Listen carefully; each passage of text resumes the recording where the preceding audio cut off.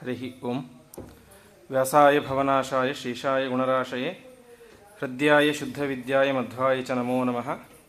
ವಿಷ್ಣುತೀರ್ಥಕಲ್ಪವೃಕ್ಷೋ ವಿಷ್ಣುತೀರ್ಥಶ್ಚ ಕಾಮಧುಕ್ ಚಿಂತಾಮಣಿರ್ವಿಷ್ಣುತೀರ್ಥೋ ಯತೀಂದ್ರ ಸರ್ವಕಾಮದಃ.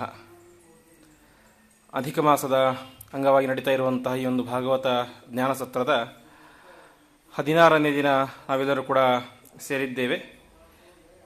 ಸಪ್ತಮ ಸ್ಕಂದದ 3ನೇ ದಿವಸದ ಪ್ರವಚನ ಇಂದು ಪ್ರಾರಂಭ ಆಗ್ತಾ ಇದೆ. ಇಂತಹ ಸಪ್ತಮ ಸ್ಕಂದದ ಒಂದು ದಿನದ ಪೂರ್ಣ ಸೇವೆಯನ್ನು ಪ್ರತಿನಿತ್ಯ ಪ್ರವಚನಕ್ಕೆ ಆಗಮಿಸುವಂಥ ನಮ್ಮ ವಿದ್ಯಾಸಾಗರ್ ಅವರು ಸಲ್ಲಿಸಿದ್ದಾರೆ. ಹಾಗೆ ಒಂದು ದಿನದ ಪ್ರವಚನ ಸೇವೆಯನ್ನು ನಮ್ಮ ಅರ್ಚಕ ವಂಶೀಯರಿಯಾದಂತಹ ಭೀಮಸೇನಾಚಾರ್ಯ ಪೂಜಾರ್ ಉಡುಪಿ ಇವರು ಸಲ್ಲಿಸಿದ್ದಾರೆ. ಪರಮಾತ್ಮ ಎಲ್ಲರಿಗೂ ಕೂಡ ವಿಶೇಷವಾದ ಅನುಗ್ರಹವನ್ನು ಮಾಡಲಿ ಅಂತ ಪ್ರಾರ್ಥನೆಯನ್ನು ಮಾಡ್ತಾ ಆಚಾರ್ಯರು ತಮ್ಮ ಪ್ರವಚನವನ್ನು ಪ್ರಾರಂಭ ಮಾಡಬೇಕಾಗಿ ಪ್ರಾರ್ಥನೆ. ಇವರು ಉಡುಪಿನೇ ಅವರು ಮೈನ್ ಪೂಜಾರಿ, ಇವರು ಅಡವಿ, ಇವರು ಭೀಮಸೇನಾಚಾರ್ಯ,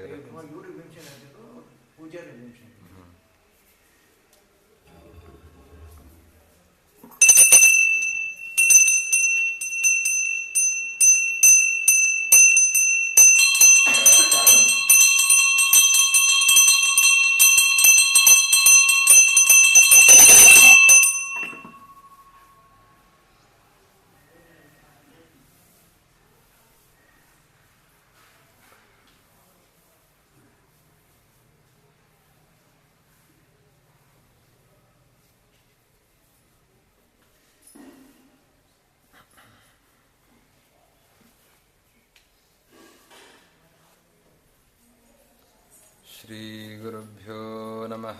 ಹರಿ ಓಂ.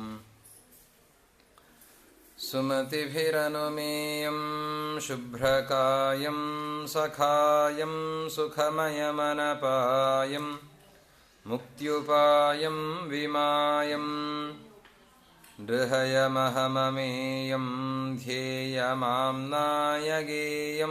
ಸದಯಮಸದಜೇಯಂ ಶ್ರೀಸಹಾಯಂ ಭಜೇಯಂ. ವೇದವ್ಯಾಸಗುಣಾವಾಸವಿದ್ಯಾಧೀಶಸತಾಂ ವಶ ಮಾಂ ನಿರಾಶಂ ಗತಕ್ಲೇಶಂ ಕುರುವನಾಶಂ ಹರೇನಿಶಂ. ವಿದ್ವದಾದ್ಯಃ ಸಮಧ್ವೋದ್ಯ ಪ್ರೋದ್ಯತ್ಪ್ರದ್ಯೋತನದ್ಯುತಿಃ ಹೃದ್ಯೋ ನವದ್ಯೋ ಬುದ್ಧಿಂ ಮೇ ದದ್ಯಾಚ್ಛುದ್ಧಪ್ರಸಿದ್ಧಿಮಾನ್. ಕಾಮಧೇನುರ್ಯಥಾ ಪೂರ್ವಂ ಸರ್ವಾಭೀಷ್ಟಫಲಪ್ರದಾ ತಥಾ ಕಲೌ ವಾದಿರಾಜಶ್ರೀಪಾದೋಭೀಷ್ಟದಃ ಸತಾಂ. ಯಸ್ವಾನುಭಾವಮಖಿಲಶ್ರುತಿಸಾರಮೇಕಮಧ್ಯಾತ್ಮದೀಪಮತಿತಿತೀರ್ಷತಾಂ ತಮೋಂಧಂ. ಸಂಸಾರಿಣಾಂ ಕರುಣಯಾಃ ಪುರಾಣಗುಹ್ಯಂ ತಂ ವ್ಯಾಸಸೂನುಮುಪಯಾಮಿ ಗುರುಂ ಮುನೀನಾಂ. ವಿಷ್ಣುತೀರ್ಥಃ ಕಲ್ಪವೃಕ್ಷೋ ವಿಷ್ಣುತೀರ್ಥಶ್ಚ ಕಾಮಧುಕ್ ಚಿಂತಾಮಣಿರ್ವಿಷ್ಣುತೀರ್ಥೋ ಯತೀಂದ್ರಃ ಸರ್ವಕಾಮದಃ. ದುರ್ವಾದಿಧ್ವಾಂತರವಯೇ ವೈಷ್ಣವೇಂದೀವರೇಂದವೇ ಶ್ರೀರಾಘವೇಂದ್ರಗುರವೇ ನಮೋತ್ಯಂತದಯಾಲವೇ.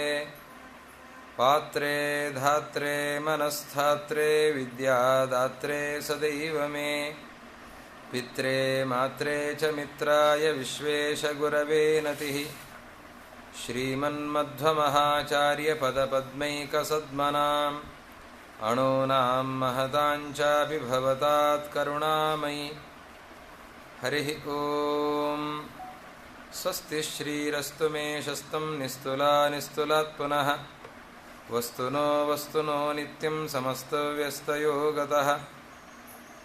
ನಮಃ ಪರಸ್ಮೈ ಪುರುಷಾಯ ಭೂಯಸೆ ಸದುದ್ಭವಸ್ಥಾನನಿರೋಧಲೀಲಯಾ. ಗೃಹೀತಶಕ್ತಿತ್ರಿತಯಾಯ ದೇಹಿನಾಮಂತರ್ಧ್ರುವಾಯಾನುಪಲಭ್ಯವರ್ತ್ಮನೆ. ಸ್ವಸ್ತ್ಯಸ್ತು ಸತಾಮಶೇಷಸನ್ಮಂಗಲಾನಿ ಭವಂತು.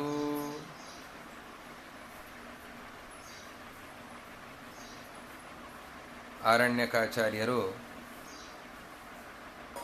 ಸಪ್ತಮ ಸ್ಕಂಧದಲ್ಲಿ ಹಾಗೂ ಏಕಾದಶ ಸ್ಕಂಧದಲ್ಲಿ ಬಂದಿರುವ ಭಾಗವತ ಧರ್ಮಗಳ ನಿರೂಪಣೆಯನ್ನು ಮಾಡುತ್ತಾ 10 ಭಾಗವತ ಧರ್ಮಗಳ ವಿವರಣೆಯನ್ನು ಅವರು ಮಾಡಿದ್ದನ್ನು ನಾವು ನೋಡಿದ್ದೇವೆ ನಿನ್ನೆ ದಿವಸ. ಮುಂದೆ ಕೆಲವು ಭಾಗವತ ಧರ್ಮಗಳನ್ನು ಇವತ್ತು ಚಿಂತನೆ ಮಾಡೋಣ.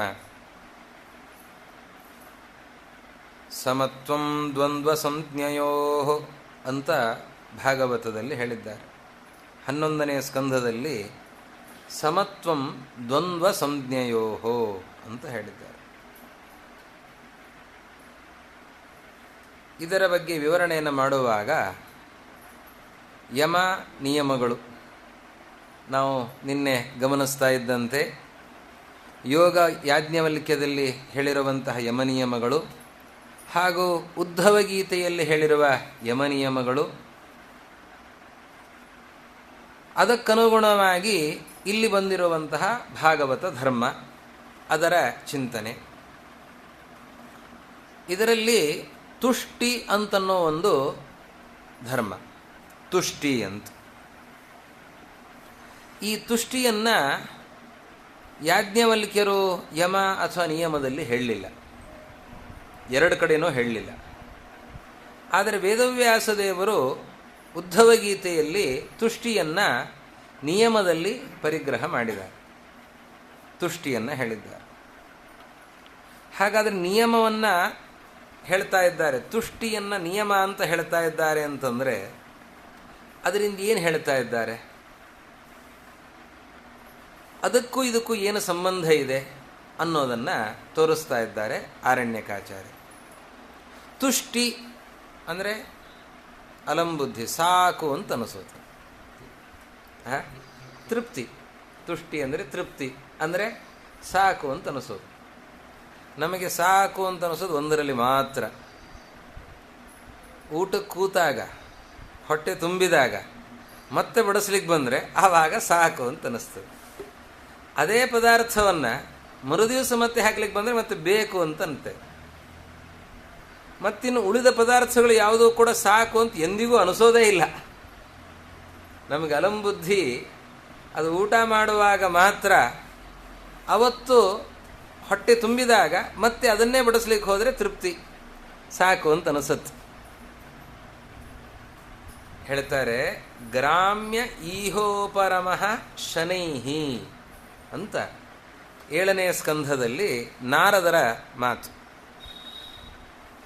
ನಮಗೆ ಈಹೋಪರಮ, ಈಹ ಅಂತಂದರೆ ಆಸೆ, ಆಸೆಯ ಉಪರಮ ಸಾಕು ಅಂತ ಅನ್ನಿಸ್ಬೇಕು, ಅದು ಬೇಕು, ಸಾಕು ಅಂತ ಅನಿಸೋದು ಬೇಕು. ಪ್ರಹ್ಲಾದರಾಜರು ಕೇಳಿದ್ದು ಅದನ್ನೇ ಅಲ್ವಾ. ನರಸಿಂಹದೇವರು ಪ್ರತ್ಯಕ್ಷ ಆಗಿ ನಿನಗೇನು ವರ ಬೇಕು ಅಂತ ಕೇಳಿದರೆ, ನನಗೆ ಆಸೆನೇ ಹುಟ್ಟಬಾರದು ಅನ್ನೋ ವರ ಕೊಡು ಅಂತ. ಕಾಮಾನಾಂ ಹೃದಯ ಸಂರೋಹಂ ಭವತಸ್ತು ವೃಣೇವರಂ, ಆಸೆಯೇ ಮನಸ್ಸಿನಲ್ಲಿ ಹುಟ್ಟಬಾರದು ಅಂತಹ ಒಂದು ವರವನ್ನು ಕೊಡು ಅಂತ ಕೇಳ್ತಾರೆ ಪ್ರಹ್ಲಾದರಾಜ. ಇದು ಗ್ರಾಮ್ಯ ಈಹೋಪರಮಃ, ಗ್ರಾಮ್ಯ ಆಸೆಗಳು. ನಮಗೆ ಆಸೆನೇ ಇರಬಾರದು ಅಂತೇನಿಲ್ಲ, ಆಸೆ ಬೇಕು. ಆಸೆ ಇಲ್ಲ ಅಂತಾದರೆ ಆವಾಗ ಧಾರ್ಮಿಕ ಕರ್ಮಗಳಲ್ಲಿ ಪ್ರವೃತ್ತಿ ಆಗೋದು ಹೇಗೆ? ಅದಕ್ಕೆ ಈಹೋಪರಮಃ ಅಂತ ಹೇಳಲಿಲ್ಲ, ಆಸೆ ಇಲ್ಲದಿರುವಿಕೆ. ಒಂದು ಚರ್ಚೆ ನಡೀತದೆ. ಪಾಂಡವರು ಇದ್ದಾರೆ, ವಿದುರರು ಇದ್ದಾರೆ, ಎಲ್ಲರೂ ಇದ್ದಾಗ ಒಂದು ಚರ್ಚೆ, ಅನೇಕ ವಿದ್ವಾಂಸರು ಸೇರಿಕೊಂಡಿದ್ದಾರೆ. ಪುರುಷಾರ್ಥಗಳಲ್ಲಿ ಬಹಳ ದೊಡ್ಡ ಪುರುಷಾರ್ಥ ಯಾವುದು ಅಂತ ಒಂದು ಚರ್ಚೆ. ಅದಕ್ಕೆ ಧರ್ಮ ದೊಡ್ಡದು ಅಂತ ಒಂದು ವಾದ. ಆಮೇಲೆ ಅರ್ಥ, ಸಂಪತ್ತು ದೊಡ್ಡದು ಅಂತ ಇನ್ನೊಂದು ವಾದ. ಯಾಕೆ? ಸಂಪತ್ತಿಲ್ಲ ಅಂತಾದರೆ ಧರ್ಮಾಚರಣೆಯೂ ಸಾಧ್ಯ ಆಗಲ್ಲ, ಆಮೇಲೆ ಕಾಮವೂ ಸಾಧ್ಯ ಆಗಲ್ಲ, ಯಾವುದೂ ಸಾಧ್ಯ ಆಗಲ್ಲ. ಆದ್ದರಿಂದ ಅರ್ಥ ದೊಡ್ಡದು, ಸಂಪತ್ತು ದೊಡ್ಡದು ಅಂತ ಒಂದು ವಾದ. ಭೀಮಸೇನ ದೇವರು ಹೇಳ್ತಾರೆ ಕಾಮ ದೊಡ್ಡದು ಅಂತ. ಕಾಮ ಅಂತಂದರೆ ಆಸೆ. ಆಸೆನೇ ಇಲ್ಲ ಅಂತಾದರೆ ನೀನು ಹಣವನ್ನೂ ಗಳಿಸ್ಲಿಕ್ಕೆ ಸಾಧ್ಯ ಇಲ್ಲ, ಧರ್ಮಾಚರಣೆಯೂ ಮಾಡಲಿಕ್ಕೆ ಸಾಧ್ಯ ಇಲ್ಲ, ಮೋಕ್ಷಕ್ಕೆ ಹೋಗ್ಲಿಕ್ಕೂ ಸಾಧ್ಯ ಇಲ್ಲ. ಆದ್ದರಿಂದ ಕಾಮ ದೊಡ್ಡದು ಅಂತ ಭೀಮಸೇನ ದೇವರು ಸಮರ್ಥನೆ ಮಾಡುತ್ತಾರೆ. ಮೋಕ್ಷದ ಬಗ್ಗೆ ವಿವಾದವೇ ಇಲ್ಲ, ಮೋಕ್ಷ ದೊಡ್ಡದು ಅಂತನ್ನೋದರ ಬಗ್ಗೆ. ಕಾಮದ ಸಮರ್ಥನೆಯನ್ನು ಭೀಮಸೇನ ಯಾಕೆ ಮಾಡ್ತಾರೆ ಅಂತಂದರೆ ಅದರ ಮಹತ್ವವನ್ನು ತಿಳಿಸೋದಕ್ಕಾಗಿ. ಅಪೇಕ್ಷೆ ಅಂತನ್ನೋದು ಬೇಕು. ಕಾಮಸ್ತೆ ಅಂಘ್ರಿಯುಗಾರ್ಚನೆ, ಭಗವಂತನ ಆರಾಧನೆಯಲ್ಲಿ ಅಪೇಕ್ಷೆ ಇರಬೇಕು. ನಮಗೂ ವೈರಾಗ್ಯ ಇದೆ. ಯಾವುದರಿಂದ ವೈರಾಗ್ಯ ಇದೆ? ಭಗವಂತನ ಆರಾಧನೆಯಿಂದ ವೈರಾಗ್ಯ ಇದೆ. ಹಾಗಲ್ಲ, ಭಗವಂತನ ಆರಾಧನೆ ವಿಷಯದಲ್ಲಿ ನಮಗೆ ಕಾಮ ಇರಬೇಕು. ಭಗವದ್ ಆರಾಧನೆ ಇನ್ನಷ್ಟು ಮಾಡೋಣ. ಕಾಮ, ಕ್ರೋಧ, ಲೋಭ ನಿನ್ನೆ ಎಲ್ಲ ಬೇಡ ಅಂತ ಹೇಳಿದ್ವಲ್ಲ, ಬೇಕು ಅಂತನ್ನೋದನ್ನು ಹೇಳ್ತಾರೆ. ಕಾಮ, ಕ್ರೋಧ, ಲೋಭ, ಮೋಹ, ಮದ, ಮಾತ್ಸರ್ಯಗಳು ಎಲ್ಲವೂ ಇರಬೇಕು. ಹೇಗಿರಬೇಕು? ಸ್ವಲ್ಪ ಸ್ಥಾನ ವ್ಯತ್ಯಾಸ ಆಗಬೇಕಷ್ಟು. ದೇವರ ಪಾದಾರಾಧನೆಯನ್ನು ಮಾಡೋ ವಿಷಯದಲ್ಲಿ ಕಾಮ ಇರಬೇಕು. ಭಗವಂತನ ಕಥಾಪಾನವನ್ನು ಮಾಡಿ ಮದ ಏರಬೇಕಂತ. ಮದ್ದಾನೆಯಂದದಿ ಸಂಚರಿಸು ಅಂತ ಹೇಳ್ತಾರೆ ಹರಿಕಥಾಮೃತ ಸಾರದ. ಹೀಗಾಗಿ ಭಗವಂತನ ಕಥಾಶ್ರವಣ ಮಾಡಿ ಅದರಿಂದ ಆ ಪಾನದಿಂದಾಗಿ ಮದ ಏರಬೇಕು, ಬೇರೆ ಪಾನದಿಂದ ಮದ ಏರೋದಲ್ಲ. ಕ್ರೋಧ, ಯಾರಲ್ಲಿ ಕ್ರೋಧ? ಭಗವದ್ವೇಷಿಗಳಲ್ಲಿ ಕ್ರೋಧ. ಹೀಗೆ ಸ್ಥಾನ ವ್ಯತ್ಯಾಸದಿಂದ ಕಾಮಕ್ರೋಧಾದಿಗಳೆಲ್ಲವೂ ಕೂಡ ಬೇಕು ಅಂತ. ಇಲ್ಲಿ ಗ್ರಾಮ್ಯೇಹೋಪರಮಃ, ಗ್ರಾಮ್ಯವಾದಂತಹ ವಿಷಯಗಳ ಆಸೆಯನ್ನು ಬಿಡುವಿಕೆ. ಎರಡು ಕಡೆ ಹೇಳಿದ್ದಾರೆ. ಒಂದು ಕಡೆ ಸಮತ್ವಂ ದ್ವಂದ್ವ ಸಂಜ್ಞೆಯೋಹೋ ಅಂತ 11ನೇ ಸ್ಕಂಧದಲ್ಲಿ ಜಾಯಂತೆಯೋಪಾಖ್ಯಾನದಲ್ಲಿ, ಇನ್ನು ನಾರದೋಪದೇಶದಲ್ಲಿ ಗ್ರಾಮ್ಯೇಹೋಪರಮಃ ಶನೈಹಿ ಅಂತ ಹೇಳಿದ್ದಾರೆ. ಇದು ಎರಡೂ ಕೂಡ ಒಂದು ಅನ್ನೋದನ್ನು ತೋರಿಸಿಕೊಡ್ತಾ, ಅದರ ಸಂಬಂಧವನ್ನು ಕೂಡ ತೋರಿಸಿಕೊಡ್ತಾ ಸ್ಪಷ್ಟತೆಯನ್ನು ನೀಡುತ್ತಾ ಇದ್ದಾರೆ ಆರಣ್ಯಕಾಚಾರ್ಯ. ದ್ವಂದ್ವ ಎರಡು ಅಂತಂದರೆ ಸುಖ ದುಃಖ ಇತ್ಯಾದಿಗಳು ದ್ವಂದ್ವ. ಅವುಗಳಲ್ಲಿ ಸಮನಾಗಿರಬೇಕು ಅಂತ.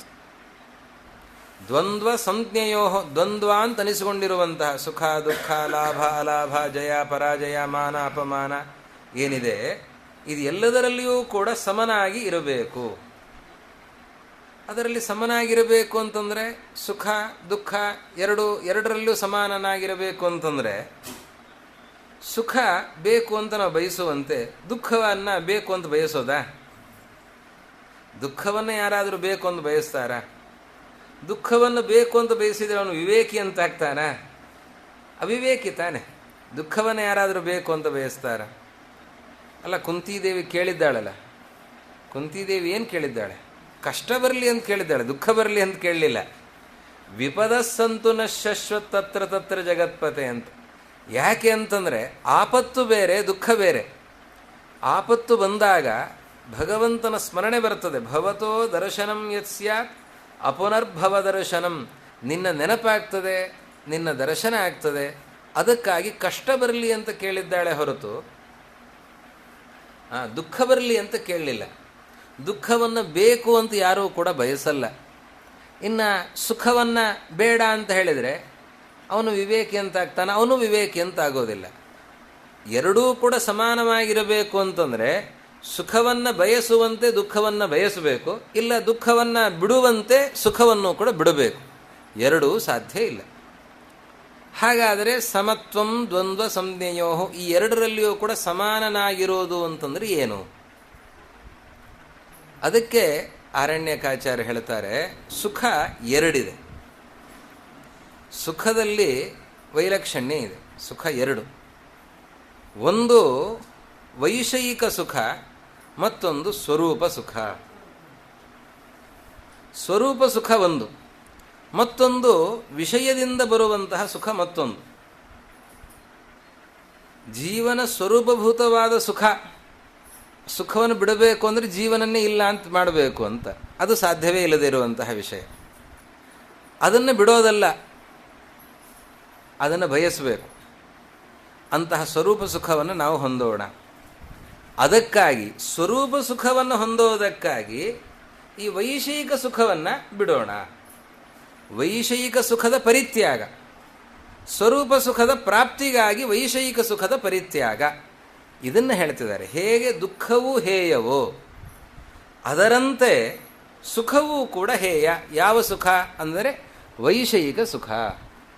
ದುಃಖದಂತೆ ವೈಷಯಿಕ ಸುಖವೂ ಹೇಯ, ಭೌತಿಕ ಸುಖ ಇದು ಹೇಯ ಅಂತನ್ನುವ ಭಾವನೆಯಿಂದ ಇದನ್ನು ನಾವು ಪರಿತ್ಯಾಗ ಮಾಡಬೇಕು.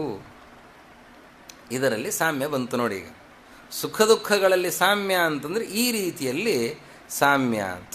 ಅದಕ್ಕೆ ಕೃಷ್ಣ ಉದ್ಧವ ಗೀತೆಯಲ್ಲಿ ಜಾಯಂತೆಯೋಪಾಖ್ಯಾನದಲ್ಲಿ ಈ ಮಾತು ಬಂದದ್ದು, ಸಮತ್ವಂ ದ್ವಂದ್ವ ಸಂಜ್ಞೆಯೋ ಅಂತ.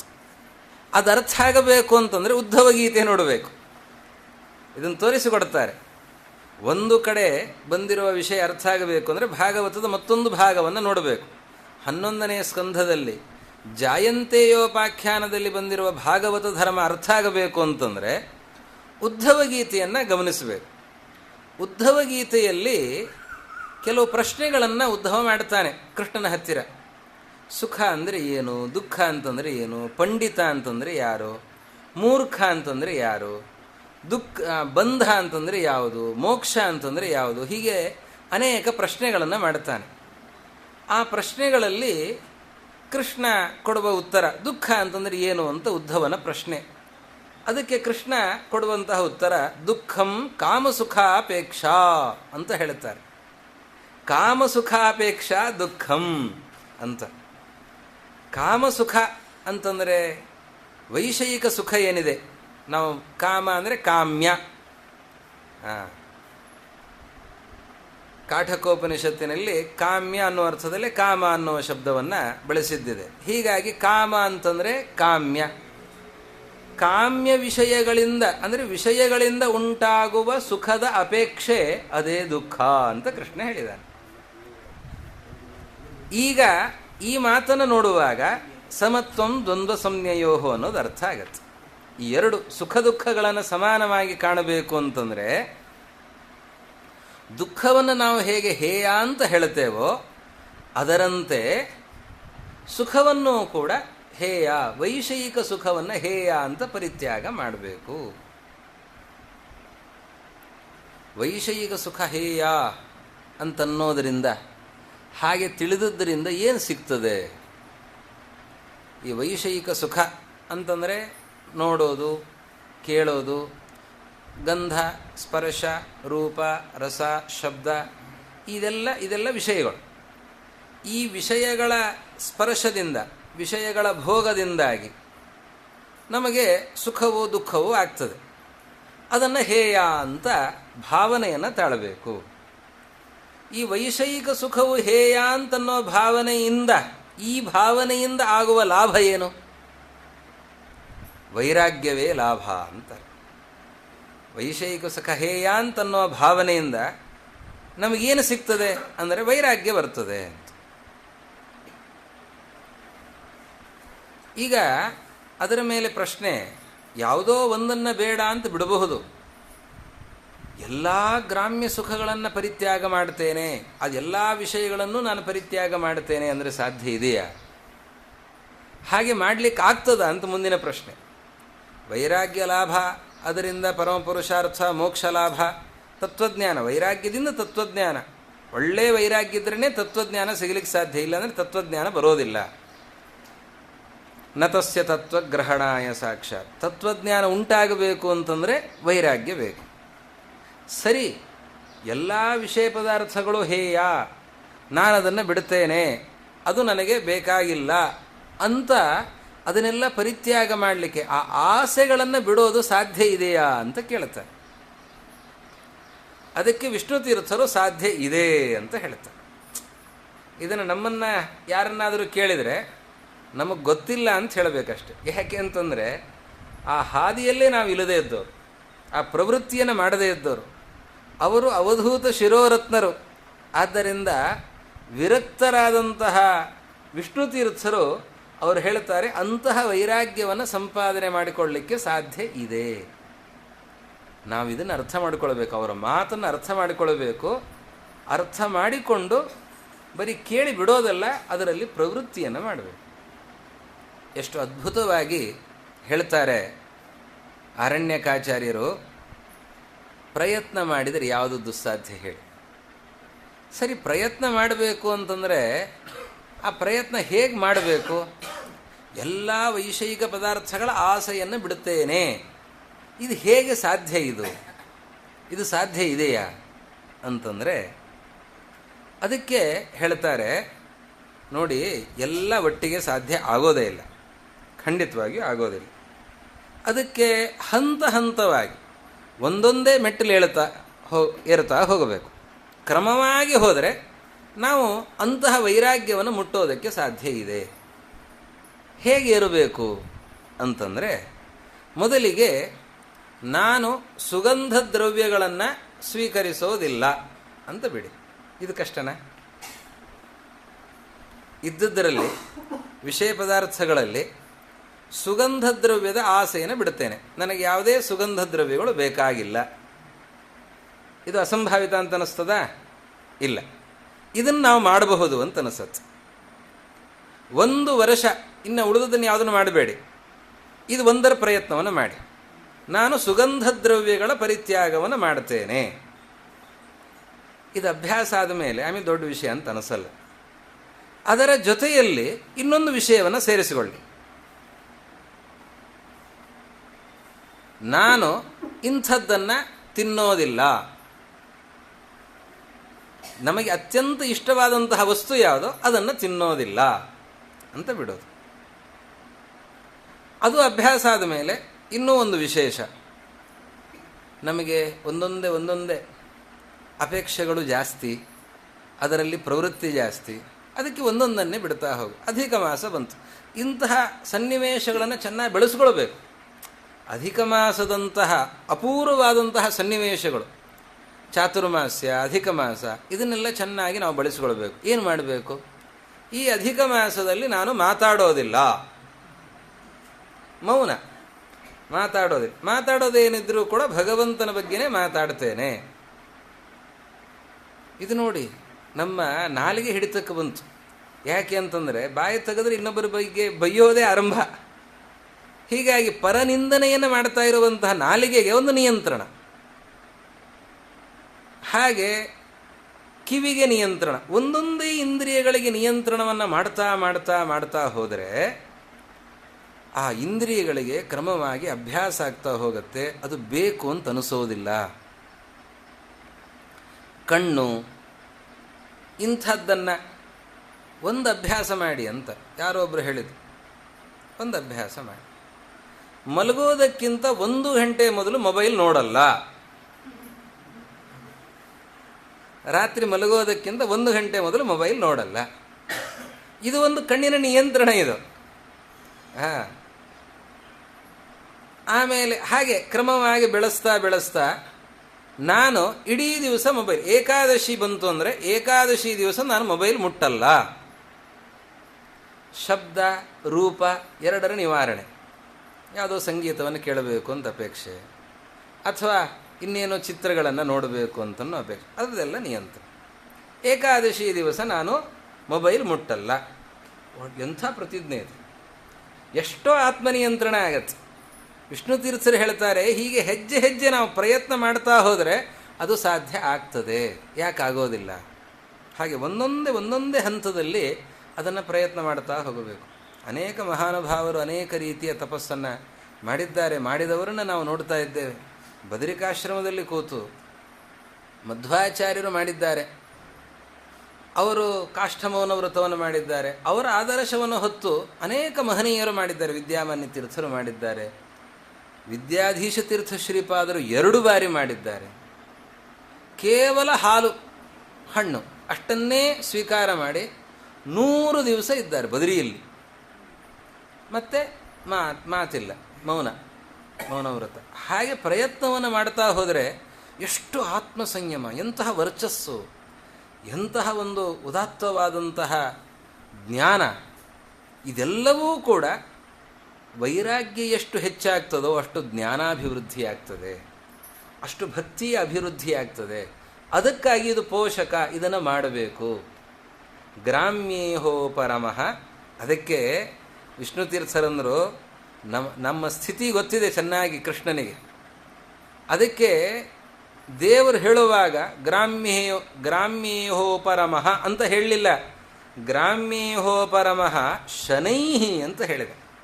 ಮೆಲ್ಲನೆ ಅಭ್ಯಾಸ ಮಾಡಿ ಒಮ್ಮೆಲೆ ವೈರಾಗ್ಯವನ್ನು ತಾಳಿ ಎಲ್ಲ ಪ್ರಹ್ಲಾದರಾಜರ ಥರ ಧ್ರುವರಾಜರು ಎಲ್ಲ ಬಿಟ್ಟು ಕಾಡಿಗೆ ಹೋಗಿಬಿಟ್ರು, ನಾನು ಎಲ್ಲ ಬಿಟ್ಟು ಕಾಡಿಗೆ ಹೋಗಿಬಿಡ್ತೇನೆ, ಸರ್ವಸಂಗ ಪರಿತ್ಯಾಗ. ನಾರದರು ಪುರಂದರದಾಸರು ಮನೆಗೆ ತುಳಸಿ ದಳವನ್ನಿಟ್ಟು ಹೊರಟು ಹೋಗಿಬಿಟ್ರು. ಆ ರೀತಿ ಮಾಡ್ತೇನೆ ಅಂತಂದರೆ ಅದು ನಮಗೆ ಮಾಡಲಿಕ್ಕೆ ಸಾಧ್ಯ ಇಲ್ಲ. ಅವರು ಮಾಡ್ತಾರೆ ಅಂತಂದರೆ, ಸ್ವತಃ ವಿಷ್ಣು ತೀರ್ಥರು ಒಂದೇ ಮಾತನ್ನು ಕೇಳಿಕೊಂಡು ಮಂಚಬಾರದು ಮಡದಿ ಬಾರಳು ಅಂತ, ಏನು ಉಪದೇಶ ಮಾಡುವ ಗುರುಗಳಲ್ಲ ಏನಲ್ಲ, ದಾರಿಯಲ್ಲಿ ಹೋಗುವಂತಹ ಒಬ್ಬ ದಾಸಯ್ಯ ಹೇಳಿದ ಮಾತನ್ನು ಕೇಳಿದ್ದು ಅಂತಂದರೆ ಅದು ನಿಮಿತ್ತ ಮಾತ್ರ. ಅವರು ಸರ್ವಸಂಗ ಪರಿತ್ಯಾಗಿಗಳಾಗಿ ಕಾಡಿಗೆ ಹೊರಟು ಹೋದ್ರಲ್ಲ. 12 ವರ್ಷ ಕಾಡಿನಲ್ಲಿ ವಾನಪ್ರಸ್ಥಾಶ್ರಮದ ಪಾಲನೆಯನ್ನು ಮಾಡಿದರು. ಆಮೇಲೆ ಇನ್ನೂ ಹೆಚ್ಚಿನ ವೈರಾಗ್ಯ, ಅದು ಸನ್ಯಾಸದ ಸ್ವೀಕಾರವನ್ನು ಮಾಡ್ತಾ ಇದ್ದಾರೆ. ಅವರಿಗೆ ಸಾಧ್ಯ ಆದಂತೆ ನಮಗೆ ಮಾಡಲಿಕ್ಕಾಗಲ್ಲ. ಅದಕ್ಕೆ ಹೇಳಿದರು ಶನೈಹಿ ಅಂತ, ಮೆಲ್ಲನೆ ಅಭ್ಯಾಸ ಮಾಡ್ತಾ ಹೋಗೋದು. ಇವತ್ತು ನಾವು ಏನನ್ನು ಮಾಡ್ತಾ ಇದ್ದೇವೆ, ಸ್ವಲ್ಪ ತಿದ್ದುಪಡಿ, ಸ್ವಲ್ಪ ಬದಲಾವಣೆ, ಏನಾದರೂ ಬದಲಾವಣೆಯನ್ನು ಮಾಡಿಕೊಳ್ಳುತ್ತೇನೆ. ನಾನು ಇದ್ದಾಗೇ ಇರ್ತೇನೆ ಅಂತಂದರೆ ಹಾಗೆ ಇರಬೇಕಾಗತ್ತಷ್ಟೆ. ನಮ್ಮ ಜೀವನದ ತಿದ್ದುಪಡಿ ಆಗಬೇಕಲ್ಲ, ಅದಕ್ಕೆ ಇದನ್ನು ಚೆನ್ನಾಗಿ ಅಭ್ಯಾಸವನ್ನು ಮಾಡಿಕೊಳ್ಳಬೇಕು. ಮದರ್ಥೇ ಚ ಪರಿತ್ಯಾಗ ಭೋಗಸ್ಯ ಚ ಸುಖಸ್ಯ ಚ ಅಂತ ಕೃಷ್ಣ ಹೇಳ್ತಾನೆ. ನನಗಾಗಿ ತ್ಯಾಗ ಮಾಡಬೇಕು, ದೇವರಿಗಾಗಿ ಒಂದೊಂದನೇ ನಾನು ತ್ಯಾಗ ಮಾಡುತ್ತೇನೆ ಅಂತ. ಒಬ್ಬರು ಪರಿಚಿತರು ಚಾತುರ್ಮಾಸ್ಯ ಏನು ಅಂತಂದರೆ, ಚಾತುರ್ಮಾಸ್ಯದಲ್ಲಿ ಕೇವಲ ಮಜ್ಜಿಗೆ ಅನ್ನ ಅಂತ. ಚಾತುರ್ಮಾಸ್ಯದಲ್ಲಿ ಅಲ್ಲಿ ನಿಷೇಧ ಮಾಡಿದ್ದನ್ನು ಅಷ್ಟನ್ನು ಪರಿತ್ಯಾಗ ಮಾಡ್ಕೊಂಡು ವ್ರತಾನುಷ್ಠಾನ ಮಾಡೋದೇ ಕಷ್ಟ ಆಗಿರ್ತದೆ. ಅವ್ರದ್ದು ಏನು ಅಂತಂದರೆ 4 ತಿಂಗಳು ಒಂದೇ ಹೊತ್ತು, ಅದರಲ್ಲಿ ಕೇವಲ ಮಜ್ಜಿಗೆ ಅನ್ನ, ಅದಕ್ಕೆ ಉಪ್ಪನ್ನೂ ಸೇರಿಸಲ್ಲ. ಆ ರೀತಿಯಲ್ಲಿ ಸ್ವೀಕಾರ ಮಾಡುವಂಥವ್ರು ಇದ್ದಾರೆ, ನಮ್ಮ ಕಣ್ಣು ಮುಂದೆ ಇದ್ದಾರೆ. ಎಂಥೆಂಥವರೆಲ್ಲ ಇದ್ದಾರೆ, ಎಷ್ಟೆಷ್ಟೆಲ್ಲ ವ್ರತಗಳನ್ನು ಮಾಡುತ್ತಾರೆ. ಇದು ನಾಲಿಗೆ ನಿಯಂತ್ರಣ ನೋಡಿ. ಹಾಗೆ ಕಣ್ಣು, ಮೂಗು, ಕಿವಿ ಎಲ್ಲದಕ್ಕಿಂತ ಕಷ್ಟ ನಾಲಿಗೆ. ಉಳಿದದ್ದೆಲ್ಲ ನಿಯಂತ್ರಣವನ್ನು ಮಾಡಬಹುದೋ ಏನೋ, ಆದರೆ ನಾಲಿಗೆಯ ನಿಯಂತ್ರಣ ಜಿಹ್ವೋಪಸ್ಥ ಜಯ ಧೃತಿ ಅಂತ ಉದ್ಧವ ಗೀತೆಯಲ್ಲಿ ಕೃಷ್ಣ, ಧೈರ್ಯ ಅಂದರೆ ಏನು ಅಂತ ಉದ್ಧವನ ಪ್ರಶ್ನೆ. ಅದಕ್ಕೆ ಧೈರ್ಯ ಅಂದರೆ ನಮಗೆ ಮನಸ್ಸಿಗೆ ಬರೋದು ಈ ಯುದ್ಧದಲ್ಲಿ, ಯುದ್ಧೇ ಚಾಪಿ ಅಪಲಾಯನಂ, ಯುದ್ಧದಲ್ಲಿ ಶತ್ರುಗಳು ಗುಂಡು ಹಾಕ್ತಾ ಇದ್ದಾರೆ ಅಂತ ಗೊತ್ತಾದರೂ ಕೂಡ ಅವನು ಅಳುಕದೇನೆ, ಎದೆಗುಂದದೇನೆ ಧೈರ್ಯವಾಗಿ ತಾನು ಸಶಸ್ತ್ರನಾಗಿ ನಿಂತಿರ್ತಾನಲ್ಲ, ಎದೆಯನ್ನು ಬಗ್ಗಿಸದೇನೆ ನಿಂತಿರ್ತಾನಲ್ಲ, ಅವನು ಧೀರ ಅಂತ ನಾವು ಅಂದ್ಕೊಂಡಿದ್ದೇವೆ. ಸರಿ, ಯುದ್ಧದಲ್ಲಿರುವ ಸೈನಿಕರ ಧೈರ್ಯ ಆಯಿತು, ಎಲ್ಲರಿಗೆ ಸಂಬಂಧಪಟ್ಟಂತೆ ಧೈರ್ಯ ಏನು ಅಂತಂದರೆ, ಅವನಿಗೂ ಕಷ್ಟ ಆಗುವ, ಎಲ್ಲರಿಗೂ ಕಷ್ಟ ಆಗುವಂತಹ ಧೈರ್ಯವನ್ನು ಕೃಷ್ಣ ಹೇಳ್ತಾನೆ. ಧೈರ್ಯ ಅಂತಂದರೆ ಏನು? ಜಿಹ್ವೋಪಸ್ಥ ಜಯ ಧೃತಿ, ನಾಲಿಗೆಯ ನಿಯಂತ್ರಣ ಮತ್ತು ಉಪಸ್ಥೇಂದ್ರಿಯದ ನಿಯಂತ್ರಣ, ಇದನ್ನು ಧೈರ್ಯ ಅಂತ ಕೃಷ್ಣ ಹೇಳಿದ್ದ.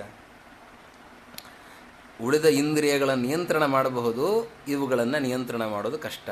ರಸವರ್ಜಂ ರಸೋಪ್ಯಸ್ಯ ಪರಂ ದೃಷ್ಟ ನಿವರ್ತತೆ ಅಂತ ಅರ್ಜುನ ಗೀತೆಯಲ್ಲಿ ಕೃಷ್ಣ ಮತ್ತೆ ಹೇಳ್ತಾ, ಉಳಿದದ್ದನ್ನೆಲ್ಲ ಗೆಲ್ಲೋದು ಕಷ್ಟ ಸಾಧ್ಯ, ಆದರೆ ಗೆಲ್ಲಬಹುದು, ಆದರೆ ನಾಲಿಗೆ ಗೆಲ್ಲೋದು ಬಹಳ ಕಷ್ಟ ಅಂತ. ಅದಕ್ಕೆ ಅದನ್ನು ಗೆಲ್ಲುವ ಪ್ರಯತ್ನವನ್ನು ಮಾಡಿದರೆ ಉಳಿದದ್ದೆಲ್ಲ ನಿಯಂತ್ರಣ ಬಹಳ ಸುಲಭ ಸಾಧ್ಯ ಆಗುತ್ತೆ ಅಂತ. ಅದಕ್ಕಾಗಿ ನಾಲಿಗೆಯನ್ನು ಗೆಲ್ಲೋದಕ್ಕಾಗಿ ಅನೇಕ ವ್ರತಗಳು, ಅನೇಕ ಆಚರಣೆಗಳು, ಅದರಲ್ಲಿ ಹೆಚ್ಚಿರೋದೆಲ್ಲ ನಾಲಿಗೆಯನ್ನು ಗೆಲ್ಲೋದಕ್ಕೆ ಇರುವಂತಹ ವ್ರತಗಳು. ಅಂತಹ ಅದನ್ನು ಹೇಳ್ತಾ ಭಗವಂತನ ಪ್ರೀತಿಗಾಗಿ ಇದನ್ನೆಲ್ಲವನ್ನು ಶನೈಹಿ ಮೆಲ್ಲನೆ ಬಿಡುತ್ತಾ ಹೋಗಬೇಕು. ಸುಖ ದುಃಖಗಳು, ಮಾನ ಅಪಮಾನ, ಲಾಭ ಅಲಾಭ, ಜಯ ಅಪಜಯ, ಇದೆಲ್ಲ ಏನಿದೆ, ಇದೆಲ್ಲ ವಿಷಯದಲ್ಲಿಯೂ ಕೂಡ ಅವನು ಸಮಾನನಾಗಿ, ಅಂತಂದರೆ ಹೇಗೆ ಅಪಮಾನವನ್ನು ಹೇಯ ಅಂತನ್ನೋ ಭಾವನೆಯಿಂದ ನಾವು ಬಿಡ್ತೇವೋ ಅದೇ ರೀತಿಯಲ್ಲಿ ಮಾನವನ್ನೂ ಕೂಡ ಪರಿತ್ಯಾಗ ಮಾಡಬೇಕು. ಅಂದರೆ ನಮಗೆ ಇನ್ನೊಬ್ಬರು ಸನ್ಮಾನ ಮಾಡಬೇಕು ಅಂತನ್ನುವ ಆಸೆಯನ್ನು ಬಿಡಬೇಕು.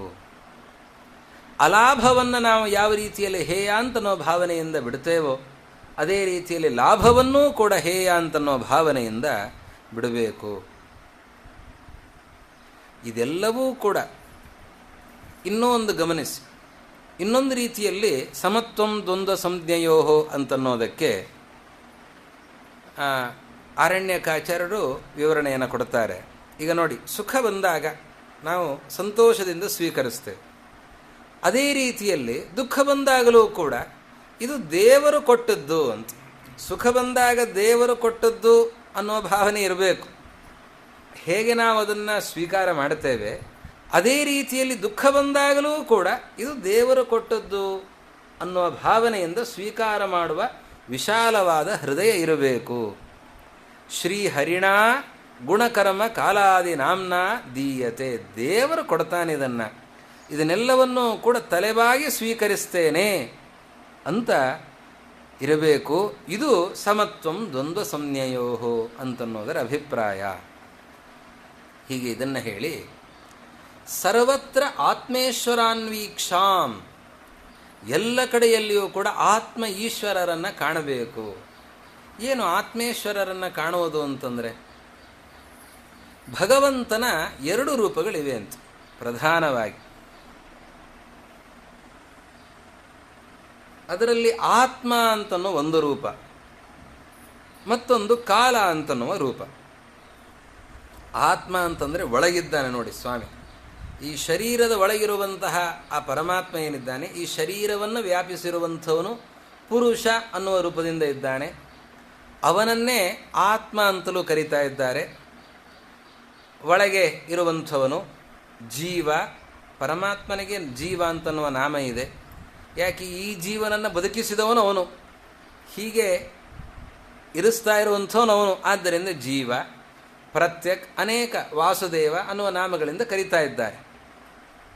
ಹೊರಗಡೆ ಪರಮಾತ್ಮ ಕಾಲ, ಈಶ್ವರ ಅನ್ನುವ ರೂಪದಿಂದ ಇದ್ದಾನೆ. ಹೀಗೆ ಎರಡು ಪರಮಾತ್ಮನ ಪ್ರಧಾನವಾದಂತಹ ರೂಪಗಳು. ಒಂದು ಒಳಗೆ ನಿಯಾಮಕವಾಗಿರುವಂತಹ ಆತ್ಮ ಅಂತನ್ನುವ ರೂಪ, ಹೊರಗೆ ನಿಯಾಮಕವಾಗಿರುವಂತಹ ಈಶ್ವರ ಅಂತನ್ನುವ ರೂಪ. ಈ ಎರಡು ರೂಪಗಳ ಚಿಂತನೆಯನ್ನು ಮಾಡಬೇಕು. ಪರಮಾತ್ಮನ ಅಪರೋಕ್ಷ ಜ್ಞಾನ ಆಗಬೇಕು ಅಂತಂದರೆ ಮೊದಲಿಗೆ ಮನಸ್ಸಿನ ನಿಯಂತ್ರಣವನ್ನು ಮಾಡಿಕೊಂಡು ಸರಿಯಾಗಿ ಪರಮಾತ್ಮನನ್ನು ತಿಳಿಯಬೇಕು. ಮೂರಂಶದ ಕಡೆ ನಮಗೆ ದೃಷ್ಟಿ ಇರಬೇಕು ಅಂತ. ಒಂದು, ಪರಮಾತ್ಮನನ್ನು ತಿಳಿಬೇಕು. ಮತ್ತೊಂದು, ಪರಮಾತ್ಮನ ಧ್ಯಾನವನ್ನು ಮಾಡಬೇಕು. ಮತ್ತೊಂದು, ಸರ್ವ ಸಮರ್ಪಣೆಯನ್ನು ಮಾಡಬೇಕು. ಈ ಮೂರಂಶ, ಜ್ಞಾನ, ಧ್ಯಾನ, ಸಮರ್ಪಣ, ಈ ಮೂರಂಶ, ಅದರ ಕಡೆ ದೃಷ್ಟಿ ಇರಬೇಕು. ಅದರಲ್ಲಿ ಜ್ಞಾನ ಮೊದಲಿಗೆ ಬೇಕಾದ್ದು. ಜ್ಞಾನ, ಎಲ್ಲ ಕಡೆ ದೇವರಿದ್ದಾನೆ, ಆ ಎಚ್ಚರ ಇರಬೇಕು. ಸರ್ವತ್ರ ಆತ್ಮೇಶ್ವರಾನ್ವೀಕ್ಷ. ಸರ್ವತ್ರ ಅಂತಂದರೆ ನಮ್ಮಲ್ಲಿ ಆತ್ಮರೂಪದಿಂದ ನಿಯಾಮಕನಾಗಿ ಪರಮಾತ್ಮ ಇದ್ದಾನೆ, ಕಾಲರೂಪದಿಂದ ನಮ್ಮನ್ನು ನಿಯಮಿಸ್ತಾ ಇದ್ದಾನೆ. ನೋಡಿ, ಹೊರಗಡೆ ಇರುವಂತಹ ರೂಪ ಕಾಲ ರೂಪ, ಆ ಕಾಲರೂಪದಿಂದ ನಮ್ಮನ್ನು ನಿಯಮಿಸ್ತಾ ಇದ್ದಾನೆ. ಕಾಲಕ್ಕನುಗುಣವಾಗಿ ಶರೀರ ಅದು ಬೆಳವಣಿಗೆಯನ್ನು ಹೊಂದದೆ, ಕುಗ್ಗುತ್ತಾ ಹೋಗ್ತದೆ, ಎರಡೂ ಕೂಡ ಆಗ್ತದೆ. ಬಾಲ್ಯದಲ್ಲಿ ಹುಟ್ಟಿದ ಮಗು ಈ ಕಾಲಕ್ಕನುಗುಣವಾಗಿ ಬೆಳವಣಿಗೆಯನ್ನು ಹೊಂದ್ತಾ ಹೋಗುತ್ತೆ. ಈ ಕಾಲಕ್ಕನುಗುಣವಾಗಿ ತಾರುಣ್ಯದ ನಂತರದಲ್ಲಿ ಇಳಿತಾ ಹೋಗುತ್ತೆ. ದಿನನಿತ್ಯವೂ ಕೂಡ ವಾರ್ಧಕ್ಯವನ್ನು ಹೊಂದ್ತಾ ಹೋಗುತ್ತೆ. ಹೀಗಾಗಿ ಈ ಕಾಲನಾಮಕನಾಗಿರುವ ಪರಮಾತ್ಮ ನಮ್ಮನ್ನು ನಿಯಮಿಸ್ತಾ ಇದ್ದಾನೆ. ನಮ್ಮನ್ನು ಮಾತ್ರ ಅಲ್ಲ, ಎಲ್ಲರನ್ನೂ ಕೂಡ, ಎಲ್ಲ ಚೇತನರನ್ನೂ ಕೂಡ, ಪಶುಗಳನ್ನು, ಪಕ್ಷಿಗಳನ್ನು, ಎಲ್ಲರನ್ನೂ ಕೂಡ ಈ ಆತ್ಮ ಮತ್ತು ಈಶ್ವರ ಅನ್ನುವ ರೂಪಗಳಿಂದ ಪರಮಾತ್ಮ ನಿಯಮಿಸ್ತಾ ಇದ್ದಾನೆ. ಪರಮಾತ್ಮನ ಚಿಂತನೆ ಮಾಡಬೇಕು ಅಂತಂದರೆ ಅದು ನಿರಂತರವಾಗಿ ಪರಮಾತ್ಮನ ಚಿಂತನೆ ಮಾಡಲಿಕ್ಕೆ ರುಜುದೇವತೆಗಳಿಗೆ ಸಾಧ್ಯ ಆಗುತ್ತೆ. ಒಂದು ಕ್ಷಣವೂ ಬಿಡದೇನೆ ಅವರು ಅನಂತ ಭಗವದ್ ರೂಪಗಳನ್ನು ಕಾಣ್ತಾ ಇರ್ತಾರೆ, ಸ್ತೋತ್ರ ಮಾಡ್ತಾ ಇರ್ತಾರೆ, ನಮಸ್ಕಾರ ಮಾಡ್ತಾ ಇರ್ತಾರೆ, ಧ್ಯಾನ ಮಾಡ್ತಾ ಇರ್ತಾರೆ, ಗುಣ, ಕ್ರಿಯಾ, ರೂಪ ಅವುಗಳದ್ದೆಲ್ಲ ಚಿಂತನೆ ಮಾಡ್ತಾ ಇರ್ತಾರೆ. ಅದೊಂದು ಅದ್ಭುತ, ಅದು ರುಜುದೇವತೆಗಳು ಮಾಡುವಂಥದ್ದು. ಆ ರೀತಿಯಲ್ಲಿ ಎಲ್ಲರೂ ಮಾಡಲಿಕ್ಕೆ ಸಾಧ್ಯ ಆಗಲ್ಲ. ಅದಕ್ಕೆ ನಾವೇನು ಮಾಡಬೇಕು ಅಂತಂದರೆ, ಅದಕ್ಕೆ ಹೇಳಿದರು ಸರ್ವತ್ರ ಆತ್ಮೇಶ್ವರಾನ್ವೀಕ್ಷಾಂ ಅಂತ. ಈಗ ನಮಗೆ ನಿಯಾಮಕನಾಗಿ ಪರಮಾತ್ಮ ಈ ವ್ಯಾಪಾರವನ್ನು ಮಾಡಿಸ್ತಾ ಇದ್ದಾನೆ. ಇವತ್ತು ನಾವು ಶ್ರವಣವನ್ನು ಮಾಡ್ತಾ ಇದ್ದೇವೆ ಅಂದರೆ ಶ್ರವಣವನ್ನು ಮಾಡಿಸ್ತಾ ಇರುವವನು ಪರಮಾತ್ಮ. ಒಳಗೆ ಆತ್ಮನಾಮಕನಾಗಿ ಪರಮಾತ್ಮ ಇದು ಶ್ರವಣವನ್ನು ಮಾಡಿಸ್ತಾನೆ. ಆಮೇಲೆ ಹೊರಗಡೆಯಿಂದ ಕಾಲನಾಮಕನಾಗಿ ಪರಮಾತ್ಮ ಈ ನಿಯಮನವನ್ನು ಮಾಡ್ತಾ ಇದ್ದಾನೆ ಅಂತ ಚಿಂತನೆ. ಈ ಚಿಂತನೆಯನ್ನು ಮಾಡ್ತಾ ಇದ್ದರೆ ನಮಗೆ ಆ ಚಿಂತನೆ ನಿರಂತರವಾಗಿ ಸಾಧ್ಯ ಆಗಲ್ಲ. ಅದಕ್ಕೇನು ಮಾಡಬೇಕು ಅಂತಂದರೆ, ಯಾವ ವ್ಯಕ್ತಿಗಳನ್ನು ನೋಡ್ತಾ ಇದ್ದೇವೆ, ಆ ವ್ಯಕ್ತಿಗಳಿಂದ ಏನು ಕ್ರಿಯೆಗಳು ನಡೀತಾ ಇವೆ, ಯಾವ ವ್ಯಾಪಾರಗಳು ನಡೀತಾ ಇವೆ, ಅದೇ ರೀತಿಯಲ್ಲಿ ಅವರ ಬೆಳವಣಿಗೆ ಅಥವಾ ಕುಗ್ಗುವಿಕೆ ಏನೆಲ್ಲ ನಾವು ಕಾಣ್ತಾ ಇದ್ದೇವೆ, ಅದರಲ್ಲಿ ಪರಮಾತ್ಮನ ಆತ್ಮೇಶ್ವರ ರೂಪಗಳ ನಿಯಾಮಕತ್ವದ ಚಿಂತನೆಯನ್ನು ಮಾಡಬೇಕು. ನಾವು ಮಕ್ಕಳನ್ನು ನೋಡ್ತೇವೆ, 2 ವರ್ಷದ ಹಿಂದೆ ನೋಡಿದಾಗ ಹೇಗಿದ್ದಿ ನೀನು, ಈಗ 2 ವರ್ಷಕ್ಕೆ ಎಷ್ಟು ದೊಡ್ಡವನಾಗಿಬಿಟ್ಟಿದ್ದೀಯ, ಎಷ್ಟು ಎತ್ತರ ಆಗಿಬಿಟ್ಟಿದೀಯಾ ಅಂತ ನಾವು ಹೇಳುತ್ತೇವೆ. ಅಂದರೆ ಅವನ ಬೆಳವಣಿಗೆಯ ಕಡೆಗೆ ನಮಗೆ ಗಮನ ಇದೆ. ಈ ಬೆಳವಣಿಗೆಯನ್ನು ಕೊಡ್ತಾ ಇರೋನು ಕಾಲನಾಮಕನಾಗಿರೋ ಪರಮಾತ್ಮ ಅಂತನೋ ಚಿಂತನೆ ಇಲ್ಲ. ನಾವು ಇನ್ನೊಬ್ಬ ವ್ಯಕ್ತಿಗಳನ್ನು ನೋಡ್ತೇವೆ, ವಸ್ತುಗಳನ್ನು ನೋಡ್ತೇವೆ, ಪಶುಗಳನ್ನು ನೋಡ್ತೇವೆ, ಪಕ್ಷಿಗಳನ್ನು ನೋಡ್ತೇವೆ, ಎಲ್ಲವನ್ನ ಕಾಣ್ತಾ ಇದ್ದೇವೆ. ಎಲ್ಲವನ್ನ ಕಾಣುವಾಗ ಅವರಿಗೆ ಅವರವರ ಆಯಾಯ ಅವಸ್ಥೆಗಳಿಗೆ ನಿಯಾಮಕವಾದ ಭಗವದ್ ರೂಪದ ಚಿಂತನೆಯನ್ನು ಮಾಡಬೇಕು.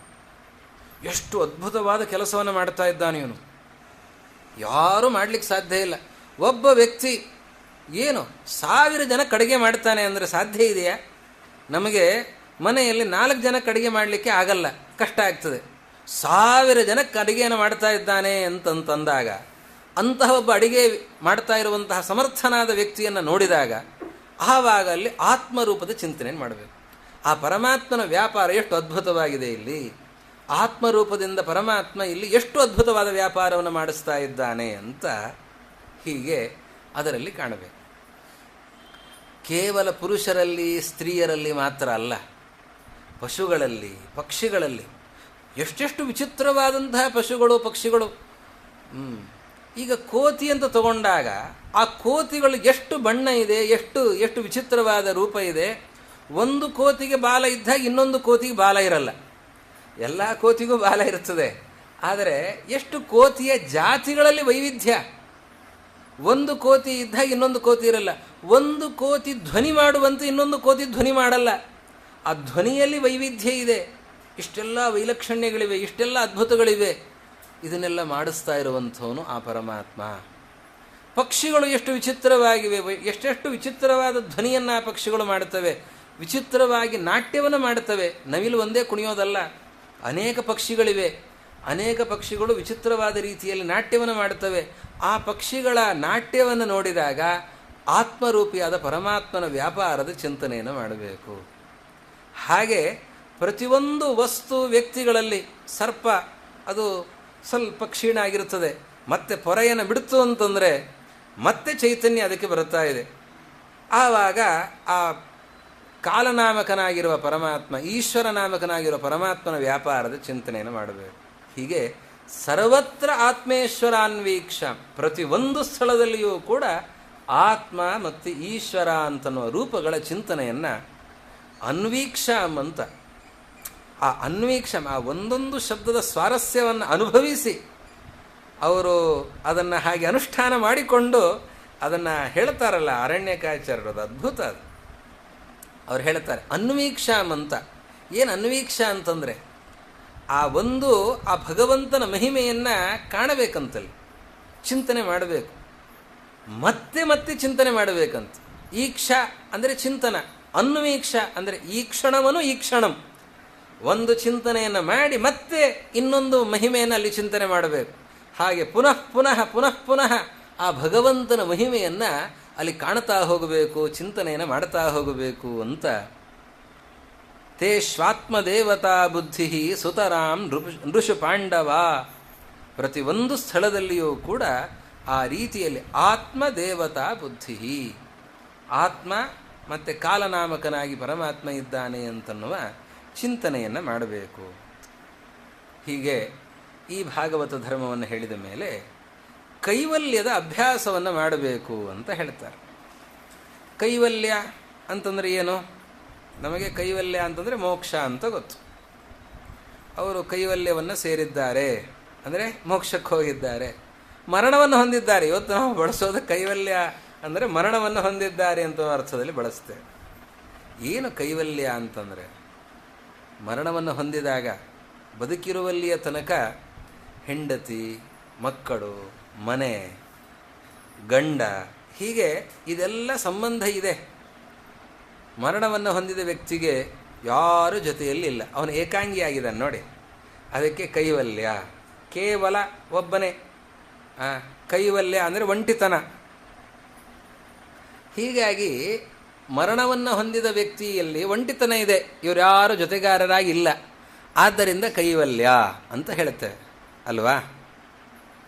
ನಾವು ಕೈವಲ್ಯದ ಅಭ್ಯಾಸವನ್ನು ಮಾಡಬೇಕು ಅಂದರೆ ಒಂಟಿತನದ ಅಭ್ಯಾಸ ಮಾಡಬೇಕು. ಮರಣ ಹೊಂದಿದಾಗ ಇದ್ದೇ ಇದೆ, ಮತ್ತಿನ್ನೇ ಬದುಕಿದಾಗ ಯಾಕೆ ಈ ಒಂಟಿತನದ ಅಭ್ಯಾಸ ಮಾಡೋದು ಅಂತಂದರೆ ನೋಡಿ, ಮತ್ತೆ ಹುಟ್ಟಿ ಸಾವು ಇವುಗಳ ಚಕ್ರದಲ್ಲಿ ಸಿಲುಕಬಾರದು ಅಂತಂದರೆ ಈ ಕೈವಲ್ಯದ ಅಭ್ಯಾಸವನ್ನು ಮಾಡಬೇಕು ಅಂತ ಹೇಳ್ತಾರೆ.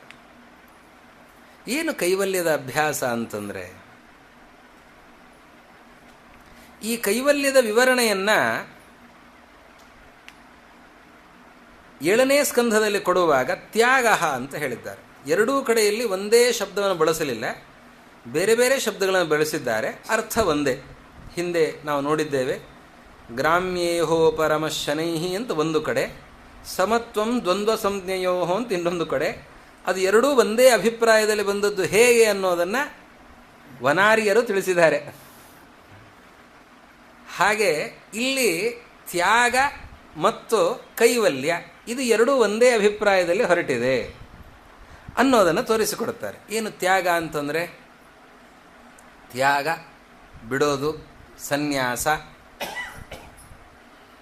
ತ್ಯಾಗ ಅಂತಂದರೆ ಸನ್ಯಾಸ ಅಲ್ವಾ. ಅವರು ಸನ್ಯಾಸಿಗಳಾಗಿದ್ದಾರೆ, ಎಲ್ಲರೂ ಸನ್ಯಾಸಿಗಳಾಗಲಿಕ್ಕೆ ಸಾಧ್ಯ ಇದೆಯಾ? ಸಾಧ್ಯ ಇದೆಯಾ ಅಂತನ್ನೋದಕ್ಕಿಂತ ಸನ್ಯಾಸಿಗಳಾದ್ರೇ ಮೋಕ್ಷಕ್ಕೆ ಹೋಗ್ತಾರಾ? ಸನ್ಯಾಸಿಗಳಾಗದೇ ಇದ್ದವ್ರು ಯಾರೂ ಮೋಕ್ಷಕ್ಕೆ ಹೋಗಲೇ ಇಲ್ವಾ? ಸನ್ಯಾಸಿಗಳಾಗದೇ ಇದ್ದವ್ರು ಯಾರಿಗೂ ಜ್ಞಾನವೇ ಬರಲಿಲ್ವಾ? ಎಂಥೆಂಥ ಜ್ಞಾನಿಗಳಿದ್ದಾರೆ. ಪುರಂದರದಾಸರು ಜ್ಞಾನಿಗಳು ಹೌದೋ ಅಲ್ಲೋ. ಅವರು ಮನೆ ಬಿಟ್ಟು ಹೋಗುವಾಗಲೂ ಕೂಡ ಮನೆಯವ್ರನ್ನ ಕರ್ಕೊಂಡೇ ಹೋಗಿದ್ದಾರೆ, ಅವರ ಹೆಂಡತಿಯು ಜೊತೆಯಲ್ಲೇ ಬಂದಿದ್ದಾರೆ. ವಿಜಯದಾಸರು ಗೃಹಸ್ಥರೇ ಆಗಿದ್ದರು. ಹೀಗಾಗಿ ಸನ್ಯಾಸಿಗಳು ಎಲ್ಲರೂ ಸನ್ಯಾಸಿಗಳಾಗಬೇಕು ಅಂತೇನಿಲ್ಲ. ಮತ್ತಿನ್ನು ತ್ಯಾಗ ಅಂತನ್ನೋದರ ಅಭಿಪ್ರಾಯ ಏನು? ತ್ಯಾಗ ಅಂತಂದರೆ ಸನ್ಯಾಸ ಅಂತ ಹೇಳ್ತಾ ಇದ್ದೀರಿ. ಸನ್ಯಾಸ ಅಂತಂದರೆ ಏನು? ತ್ಯಾಗ ಅಂತಂದರೆ ಏನು?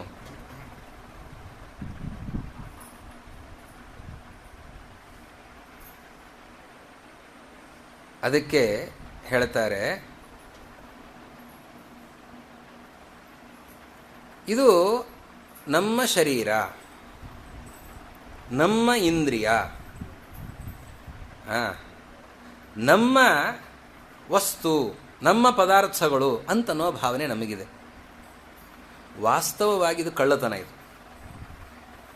ತ್ಯಾಗ ಅಂತಂದರೆ ನಮ್ಮದಲ್ಲದ್ದನ್ನು ಬಿಡೋದು, ಇದು ತ್ಯಾಗ. ಅಸ್ತೇಯ, ಅಸ್ತೇಯ ಅಂತಂದ್ರೂ ತ್ಯಾಗ ಅಂತಂದ್ರೂ ಒಂದೇನೆ. ಅಸ್ತೇಯ ಅಂದರೆ ಕಳ್ಳತನ ಮಾಡದೇ ಇರೋದು. ಕಳ್ಳತನ ನಾವು ಮಾಡಲೇ ಇಲ್ಲ, ನಾವು ನಮ್ಮ ಸೊತ್ತನ್ನು ಬಳಸ್ತಾ ಇದ್ದೇವೆ ಹೊರತು ಇನ್ನೊಬ್ಬರ ಸೊತ್ತನ್ನು ನಾವು ಬಳಸಲೇ ಇಲ್ಲ ಅಂತಂದರೆ ಈ ತಿಳುವಳಿಕೆನೇ ತಪ್ಪು. ಇದು ನಮ್ಮ ಸೊತ್ತು ಅಂತನೋ ತಿಳುವಳಿಕೆ ಇದೆ ಅಲ್ವಾ, ಇದೇ ತಪ್ಪು. ಕರ್ಮಣ ಮನಸಾ ವಾಚ ಪರದ್ರವ್ಯೇಶು ನಿಸ್ಪೃಹ ಅಸ್ತೇಯಂ. ಅಸ್ತೇಯ ಅಂತಂದ್ರೆ ಏನು? ಕರ್ಮದಿಂದಾಗಲಿ, ಮನಸ್ಸಿನಿಂದಾಗಲಿ, ಮಾತಿನಿಂದಾಗಲಿ ಇನ್ನೊಬ್ಬರ ಸೊತ್ತಿನಲ್ಲಿ ಇದು ನಮ್ಮದು ಅಂತನ್ನುವ ಭಾವನೆಯನ್ನು ಮಾಡದಿರುವಿಕೆ, ಅದನ್ನು ಸ್ವೀಕರಿಸದಿರುವಿಕೆ, ಇದನ್ನು ಅಸ್ತೇಯ ಅಂತ ಕರೀತಾ ಇದ್ದಾರೆ. ಈಗ ನೋಡಿ, ಎಲ್ಲ ಪದಾರ್ಥಗಳು ಪರಮಾತ್ಮನದು. ಈಶಾವಾಸ್ಯಮಿದಂ ಸರ್ವಂ, ಹೌದಾ? ಎಲ್ಲವೂ ದೇವರದ್ದು. ಎಲ್ಲವೂ ದೇವರದ್ದು ಅಂತಂದರೆ ಈ ಶರೀರ ದೇವರದ್ದು, ಈ ವಸ್ತ್ರ ದೇವರದ್ದು, ಈ ಮಾತು ಕ್ರಿಯೆ ಇದು ದೇವರದ್ದು, ದೇವರ ಅಧೀನ. ದೇವರದ್ದೇ ಆದಂತಹ ಈ ಎಲ್ಲವನ್ನೂ ಕೂಡ ಇದು ನನ್ನದು ನನ್ನದು ಅಂತನ್ನೋ ಭಾವನೆಯನ್ನು ನಾನೇನು ಮಾಡ್ತಾ ಇದ್ದೇನೆ, ಇದೇ ಕಳ್ಳತನ. ನಾವೆಲ್ಲ ಕಳ್ಳರು ಅಂತ ಹೇಳ್ತಾ ಇದ್ದಾರೆ. ಯಾಕೆ ಕಳ್ಳರು? ನಮ್ಮದಲ್ಲದ್ದನ್ನು ನಾವು ನಮ್ಮದು ಅಂತ ತಿಳಿತಾ ಇದ್ದೇವಲ್ಲ, ಆದ್ದರಿಂದ ನಾವು ಕಳ್ಳರು. ಈಶಾವಾಸ್ಯಮಿದಂ ಸರ್ವಂ ಯತ್ಕಿಂಚ ಜಗತ್ಯಾಂ ಜಗತ್, ಏನೆಲ್ಲ ಇದೆ ಎಲ್ಲವೂ ಭಗವಂತನದ್ದೇ. ಭಗವಂತನದ್ದೇ ಆದ ಸರ್ವಸ್ವವನ್ನು ನನ್ನದು ನನ್ನದು ಅಂತನ್ನೋ ಭಾವನೆಯನ್ನು ನಾವು ತಾಳ್ತಾ ಇದ್ದೇವೆ, ಇದು ಕಳ್ಳತನ. ನಾವು ತ್ಯಾಗವನ್ನು ಮಾಡಬೇಕು ಅಂತಂದರೆ ನಮ್ಮದಲ್ಲದ್ದನ್ನು ನಮ್ಮದು ಅಂತನ್ನೋ ಭಾವನೆಯಿಂದ ಏನು ಚಿಂತನೆ ಮಾಡ್ತಾ ಇದ್ದೇವೆ, ಇದನ್ನು ನಮ್ಮದಲ್ಲ, ಇದು ದೇವರದ್ದು, ಇದು ದೇವರದ್ದು ಅನ್ನುವ ಚಿಂತನೆ ಅದನ್ನು ಮಾಡಬೇಕು. ಏನ್ರಿ ಎಂಥ ಕೆಲಸ ಮಾಡಿದ್ದೀರಿ ನೀವು, ಹೌದು ಏನೋ ಮಾಡಿದೆ ಅಂತ ನಾವು ಅಹಂಕಾರದಲ್ಲಿ ಬೀಗುತ್ತೇವೆ. ನಾನು ಮಾಡಲಿಲ್ಲ, ನಾನು ಸ್ವತಂತ್ರ ಅಲ್ಲ, ದೇವರು ಮಾಡಿದವನು, ಮಾಡಿಸಿದ್ದಾನೆ. ಬಿಂಬಕ್ರಿಯೆಯ ಏವ ಕ್ರಿಯಾವಾನ್. ಇವತ್ತು ನಮ್ಮಲ್ಲಿ ಕ್ರಿಯೆ ನಡೀತಾ ಇದೆ ಅಂತಂದರೆ ಅದು ಬಿಂಬನಲ್ಲಿ ಚೇಷ್ಟೆ ಇದೆ, ಆದ್ದರಿಂದಾಗಿ ಕ್ರಿಯೆ ನಡೀತದೆ. ಕನ್ನಡಿ ಮುಂದೆ ನಿಂತುಕೊಂಡು ನಾನು ಕೈ ಅಲ್ಲಾಡಿಸಿದರೆ ಅಲ್ಲಿ ಕನ್ನಡಿಯಲ್ಲಿರುವಂತಹ ಪ್ರತಿಬಿಂಬ ಅಲ್ಲಾಡಿಸುತ್ತೆ. ಹಾಗೆ ನಮ್ಮ ಒಳಗೆ ಬಿಂಬ ನಾಮಕನಾಗಿರೋ ಪರಮಾತ್ಮ ಇದ್ದಾನೆ. ಆ ಪರಮಾತ್ಮ ಯಾವ ವ್ಯಾಪಾರವನ್ನು ಮಾಡ್ತಾನೆ ಅದಕ್ಕನುಗುಣವಾಗಿ ಈ ಶರೀರ ಇಂದ್ರಿಯಗಳಿಂದ ವ್ಯಾಪಾರ ನಡೀತಾ ಇದೆ ಹೊರತಾಗಿ ಸ್ವತಂತ್ರವಾಗಿ ಯಾವುದು ನಡೀತಾ ಇಲ್ಲ. ಇದರ ಎಚ್ಚರ ಇರಬೇಕು. ಹರಿಕಥಾಮೃತ ಸಾರದಲ್ಲಿ ಇದನ್ನು 100 ಬಾರಿ ಒತ್ತು ಕೊಟ್ಟು ಹೇಳಿದ್ದಾರೆ, ಬಹಳ ಮಹತ್ವವನ್ನು ಕೊಟ್ಟು ಹೇಳಿದ್ದಾರೆ. ಪರಮಾತ್ಮನ ವ್ಯಾಪಾರವನ್ನು ನಾನು ನನ್ನದು ಅಂತನ್ನುವ ಅಹಂಕಾರವನ್ನು ಪಟ್ಟರೆ ಹೊರಟೋಯ್ತು. ನಾವು ಒಂದು ವೇಳೆ ಇದೆಲ್ಲವೂ ಪರಮಾತ್ಮನ ವ್ಯಾಪಾರ ಅಂತನ್ನುವ ಚಿಂತನೆಯಿಂದ ನಾವು ಕರ್ಮವನ್ನು ಮಾಡಿದರೆ ಆವಾಗ ಕರ್ಮದ ಲೇಪ ಆಗಲ್ಲ ಅನ್ನೋದನ್ನು ಸ್ಪಷ್ಟವಾಗಿ ತಿಳಿಸಿದ್ದಾರೆ. ಹೀಗಾಗಿ ಭಗವಂತನದ್ದೇ ಆದ ಸೊತ್ತನ್ನು ಇದು ನನ್ನದು ಅಂತನ್ನುವ ಭಾವನೆಯಿಂದ ನಾವೇನು ಮಾಡ್ತಾ ಇದ್ದೇವೆ, ಇದರಿಂದಾಗಿ ಇದೆಲ್ಲವೂ ನಮಗೆ ಬಂಧಕವಾಗ್ತಾ ಇದೆ. ಇದು ಭಗವಂತನ ವ್ಯಾಪಾರ ಅಂತನ್ನುವ ಎಚ್ಚರದಿಂದ ನಾವು ಕರ್ಮಗಳನ್ನು ಮಾಡಬೇಕು. ಹೀಗೆ ಇದು ಅಸ್ತೇಯ, ಇದು ಕೈವಲ್ಯ. ಕೈವಲ್ಯ ಅಂತಂದರೆ ಇದು ಅಸ್ತೇಯ. ಕೇವಲ ಅಂತಂದರೆ ಒಬ್ಬನೇ ಆಗಿರುವ ಆ ಪರಮಾತ್ಮನೇ ಸರ್ವತಂತ್ರ ಸ್ವತಂತ್ರನಾಗಿ ಎಲ್ಲವನ್ನೂ ಮಾಡಿಸ್ತಾ ಇದ್ದಾನೆ. ಲಕ್ಷ್ಮೀದೇವಿಯಿಂದಾಗಲಿ, ಪ್ರಾಣದೇವರಿಂದಾಗಲಿ, ಗರುಡ ಶೇಷ ರುದ್ರಾದಿಗಳಿಂದಾಗಲಿ, ಪ್ರತಿಯೊಬ್ಬ ತತ್ವಾಭಿಮಾನಿ ದೇವತೆಗಳಿಂದಾಗಲಿ, ನಮ್ಮಿಂದಾಗಲಿ ಕರ್ಮವನ್ನು ಮಾಡಿಸ್ತಾ ಇರುವಂಥವನು ಅವನು ಆ ಪರಮಾತ್ಮ ಅನ್ನುವ ಚಿಂತನೆ ನಾನು ಮಾಡ್ತಾ ಇರೋದಲ್ಲ, ಇದು ನನ್ನದು ಅಲ್ಲ ಅಂತನ್ನುವ ಎಚ್ಚರ ಇತ್ತು ಅಂತಾದರೆ ಅದನ್ನೇ ತ್ಯಾಗ, ಅದನ್ನೇ ಕೈವಲ್ಯ ಅಂತ ಹೇಳ್ತಾ ಇದ್ದಾರೆ. ಇದರ ಅಭ್ಯಾಸವನ್ನು ನಾವು ಮಾಡಿಕೊಳ್ಳಬೇಕು. ಅಂದರೆ ಎಲ್ಲವೂ ಪರಮಾತ್ಮನದ್ದು ಅಂತನ್ನುವ ಎಚ್ಚರ ಇರಬೇಕು. ಹೀಗೆ ಇದನ್ನು ತಿಳಿಸ್ತಾ ನಂತರದಲ್ಲಿ ಅನಿಕೇತನಂ ಶಿಕ್ಷೇತ್ ಅಂತ ಹೇಳಿದ್ದಾರೆ. ಅನಿಕೇತನ, ನಿಕೇತನ ಅಂತಂದರೆ ಮನೆ, ಅನಿಕೇತನ ಅಂತಂದರೆ ಮನೆ ಇಲ್ಲದಿರುವಿಕೆ, ಅಂದರೆ ಮನೆ ಬಿಡಬೇಕು ಅಂತ ಅರ್ಥ. ಮನೆ ಬಿಡಬೇಕು ಅಂತ ಅರ್ಥನಾ? ಇನ್ನೊಂದು ಕಡೆ ಏನು ಹೇಳಿದ್ದಾರೆ ಅದನ್ನು ನೋಡೋಣ. 7ನೇ ಸ್ಕಂಧದಲ್ಲಿ ಏನು ಹೇಳಿದ್ದಾರೆ, ಅಲ್ಲಿ ತೀರ್ಥಾಟನಂ ಶಿಕ್ಷೇತ್ ಅಂತ ಹೇಳ್ತಾರೆ. ಅಂದರೆ ತೀರ್ಥಕ್ಷೇತ್ರಕ್ಕೆ ಯಾತ್ರೆಯನ್ನು ಮಾಡ್ತಾ ಇರಬೇಕು. ತೀರ್ಥ ಅಟನ, ಅಟನ ಅಂದರೆ ತಿರುಗುವಿಕೆ. ತೀರ್ಥಗಳಿಗೆ ತಿರುಗಬೇಕು ಅಂತ ಅದು ಬಹಳ ಮಹತ್ವದ್ದಿದೆ. ಒಂದೇ ಕಡೆ ಕೂತಿದ್ರೆ ಕೂಪ ಮಂಡೂಕ ಥರ ನನಗಿಂತ ದೊಡ್ಡವರು ಯಾರಿದ್ದಾರೆ ಅಂತನೋ ಅಹಂಕಾರ ಬರುತ್ತದೆ, ನಾನೇ ದೊಡ್ಡವನು ಅಂತನೋ ಭಾವನೆ ಬರುತ್ತದೆ. 4-6 ಕಡೆ ಓಡಾಡಿದಾಗ ಆವಾಗ ಎಂಥೆಂಥ ಅದ್ಭುತ ವ್ಯಕ್ತಿಗಳಿದ್ದಾರೆ, ನಾನು ಏನೂ ಅಲ್ಲ ಅಂತನೋ ಎಚ್ಚರ ಬರ್ತದೆ. ಹಿಮಾಲಯದ ಮುಂದೆ ನಿಂತುಕೊಂಡಾಗ ನಾನು ಎಲ್ಲಿದ್ದೇನೆ, ಸಮುದ್ರದ ಮುಂದೆ ನಿಂತುಕೊಂಡಾಗ ನಾನು ಎಷ್ಟು ಸಣ್ಣವನಾಗಿದ್ದೇನೆ ಅಂತನ್ನುವ ಭಾವನೆ ಬರುತ್ತದೆ. ಎಲ್ಲ ತೀರ್ಥಗಳಿಗೆ, ಕ್ಷೇತ್ರಗಳಿಗೆ ಯಾತ್ರೆಯನ್ನು ಮಾಡಬೇಕು. ಅಲ್ಲಿರುವ ಸನ್ನಿಧಾನಗಳನ್ನು ಗಮನಿಸಬೇಕು, ಗುರುತಿಸಬೇಕು, ಅಲ್ಲಿ ಭಗವತ್ ಚಿಂತನೆಯನ್ನು ಮಾಡಬೇಕು. ಆ ತೀರ್ಥಕ್ಷೇತ್ರ ಯಾತ್ರೆಯನ್ನು ಹೇಳುವಾಗ ಇದು ತ್ವತ್ಕ್ಷೇತ್ರಂ ಮಮ ದುರ್ಗಂ ಅಂತ ಹೇಳಿದ್ದಾರೆ. ಹೇಗೆ ಭದ್ರವಾದ ಕೋಟೆಯಲ್ಲಿ ಶತ್ರುಗಳ ಆಕ್ರಮಣ ಆಗಲಿಕ್ಕೆ ಸಾಧ್ಯ ಇಲ್ಲ, ಒಳಗೆ ಮುನ್ನುಗ್ಗಿ ಬರಲಿಕ್ಕೆ ಸಾಧ್ಯ ಇಲ್ಲ ಶತ್ರುಗಳು, ಯಾಕೆ ಕೋಟೆ ಇದೆ. ಹಾಗೆ ತೀರ್ಥಕ್ಷೇತ್ರ ಅದು ಕೋಟೆ ಇದ್ದ ಹಾಗೆ. ತೀರ್ಥಕ್ಷೇತ್ರದಲ್ಲಿ ಕಾಮಕ್ರೋಧಾದಿಗಳು ಸಹಜವಾಗಿ ಬರೋದಿಲ್ಲ, ಯಾಕೆ ಅಲ್ಲಿಗೆ ಹೋದಾಗ ಒಂದು ಸ್ವಲ್ಪ ಮನಸ್ಸು ತಿಳಿಯಾಗ್ತದೆ. ಆ ಸನ್ನಿಧಾನ ವಿಶೇಷ ಇರ್ತದೆ ನೋಡಿ. ಆ ಸನ್ನಿಧಾನದಿಂದಾಗಿ ಈ ದುಷ್ಟಶಕ್ತಿಗಳು ನಮ್ಮನ್ನು ಬಾಧಿಸೋದಕ್ಕೆ ಸಾಧ್ಯ ಆಗಲ್ಲ. ಅದಕ್ಕೆ ತೀರ್ಥಕ್ಷೇತ್ರ ಯಾತ್ರೆಯನ್ನು ಮಾಡಬೇಕು ಅಂತ ಹೇಳ್ತಾರೆ. ತೀರ್ಥಕ್ಷೇತ್ರ ಯಾತ್ರೆ ಅಂತಂದರೆ ಬರೀ ಈ ತೀರ್ಥಕ್ಷೇತ್ರಗಳ ಯಾತ್ರೆ ಅಲ್ಲ. ವಿಷ್ಣು ತೀರ್ಥರು ಹಾಗೆ ತೀರ್ಥಕ್ಷೇತ್ರ ಯಾತ್ರೆಗೆ ಅಂತ ಹೊರಡಬೇಕು ಅಂತ ಸಂಕಲ್ಪವನ್ನು ಮಾಡುತ್ತಾರೆ. ಬದರಿ ಯಾತ್ರೆಯನ್ನು ಮಾಡಬೇಕು ಅಂತ ಸಂಕಲ್ಪವನ್ನು ಮಾಡುತ್ತಾರೆ. ಸಂಕಲ್ಪ ಮಾಡಿದರೆ ತಡೀತಾರೆ, ನೀವು ಹೋಗಬೇಡಿ ಅಂತ. ಯಾಕೆ ಹೋಗಬೇಡಿ ಅಂತ ಹೇಳ್ತಾರೆ? ತೀರ್ಥಾಟನ ಅವ್ರು ಮಾಡೋದು ಬೇಡವಾ ಹಾಗಾದರೆ? ಅಂದರೆ ಅವರು ಮುಖ್ಯವಾದ ತೀರ್ಥಾಟನವನ್ನು ಮಾಡ್ತಾ ಇದ್ದಾರೆ, ಅದನ್ನು ಮಾಡಿ. ಈ ತೀರ್ಥಯಾತ್ರೆಗಿಂತಲೂ ಬಹಳ ದೊಡ್ಡದಾದಂತಹ ತೀರ್ಥಾಟನ ಅಂದರೆ ಏನದು? ಅದರ ವಿವರಣೆಯನ್ನು ನೀಡ್ತಾ ಇದ್ದಾರೆ. ತೀರ್ಥ ಅಂದರೆ ಪವಿತ್ರ, ಹೌದಾ? ತೀರ್ಥ ಅಂತಂದರೆ ಪವಿತ್ರ. ಅಟನ ಅಂತಂದರೆ ತಿರುಗುವಿಕೆ. ಪವಿತ್ರ ಯಾರು ಪವಿತ್ರ? ಯಾವುದು ಪವಿತ್ರ? ಭಗವಂತ ಅತ್ಯಂತ ಪವಿತ್ರ. ಭಗವಂತನನ್ನು ತಿಳಿದವರು ಪವಿತ್ರ. ಭಗವಂತನನ್ನು ತಿಳಿದವರಿಂದ ಭಗವಂತನನ್ನು ತಿಳಿಯೋದಕ್ಕಾಗಿ ತಿರುಗುವಿಕೆ ಏನಿದೆ ಅದನ್ನು ತೀರ್ಥಾಟನ ಅಂತ ಹೇಳಿದ್ದಾರೆ. ಯಾರೋ ಬಹಳ ಚೆನ್ನಾಗಿ ದೇವರನ್ನು ಅರ್ಥ ಮಾಡಿಕೊಂಡವರು, ತಿಳ್ಕೊಂಡವರು, ಭಾಗವತವನ್ನು ತಿಳಿದುಕೊಂಡವರು, ಅವರು ಭಾಗವತವನ್ನು ಹೇಳ್ತಾ ಇದ್ದಾರೆ ಅಂತಂದರೆ ಹೋಗೋಣ ಅಲ್ಲಿಗೆ ಹೋಗೋಣ. ತೀರ್ಥಾಟನ ಮಾಡಬೇಕು ಅಂತ ಹೇಳಿದ್ದಾರೆ, ಅವರು ಭಾಗವತವನ್ನು ಹೇಳ್ತಾ ಇದ್ರು, ನಾವು ಅದನ್ನು ಬಿಟ್ಟು ಹೋಗ್ತಾ ಇದ್ದೇವೆ ಅಂದರೆ ತೀರ್ಥಾಟನ ಆಗಲ್ಲ ಅದು. ಯಾರು ಭಾಗವತವನ್ನು ಹೇಳ್ತಾ ಇದ್ದಾರೆ, ಭಗವಂತನ ಮಹಿಮೆಯನ್ನು ಅರ್ಥ ಮಾಡಿಸ್ತಾ ಇದ್ದಾರೆ, ತತ್ವಜ್ಞಾನಿಗಳಿದ್ದಾರೆ, ಅವರಿಂದ ಭಗವಂತನನ್ನು ಅರ್ಥ ಮಾಡಿಕೊಳ್ಳೋದಕ್ಕಾಗಿ, ತಿಳಿಯೋದಕ್ಕಾಗಿ ತಿರುಗುವಿಕೆ ಏನಿದೆ ಅದು ತೀರ್ಥಾಟನ. ಇದು ಮುಖ್ಯವಾದಂತಹ ತೀರ್ಥಾಟನ ಅಂತ ಹೇಳಿದ್ದಾರೆ. ಇದು ಬಿಟ್ಟು ಯಾರು ನೀರಿನಲ್ಲೇ ಇದು ಅತ್ಯಂತ ಪವಿತ್ರ, ಇದು ತೀರ್ಥ ಅಂತ ಭಾವನೆಯಿಂದ ಬರೀ ಒಂದು ಕ್ಷೇತ್ರದಿಂದ ಮತ್ತೊಂದು ಕ್ಷೇತ್ರ, ನಾನು ಪ್ರತಿ ವರ್ಷ ಬದರಿ ಯಾತ್ರೆ ಮಾಡ್ತಾ ಇದ್ದೇನೆ ಅಂದರೆ ದುಶ್ಚಟಗಳನ್ನು ಯಾವುದನ್ನು ಬಿಡಲಿಲ್ಲ. ಎಲ್ಲ ದುರಭ್ಯಾಸಗಳು ಇವೆ, ತಿನ್ನಬಾರದನ್ನು ತಿನ್ನೋದು ಎಲ್ಲವೂ ಕೂಡ ಇದೆ. ಅಷ್ಟಿದ್ರೂ ಕೂಡ ಬರೀ ಪ್ರತಿ ವರ್ಷವೂ ನಾನು ತೀರ್ಥಕ್ಷೇತ್ರ ಯಾತ್ರೆ ಮಾಡ್ತೇನೆ ಅಂತಂದರೆ ಅವರನ್ನು ಹೇಳಿದ್ದಾರೆ, ಸಲಿಲೆ ಯತ್ ತೀರ್ಥಬುದ್ಧಿ ಸಲಿಲೆ ನ ಕರ್ಹಿಚಿತು ಜನೇಶು ಅಭಿಜ್ಞೇಶು ಸಏವ ಗೋಖರಹ, ಅವನನ್ನು ಕತ್ತೆ ಅಂತ ಕರೆದಿದ್ದಾರೆ.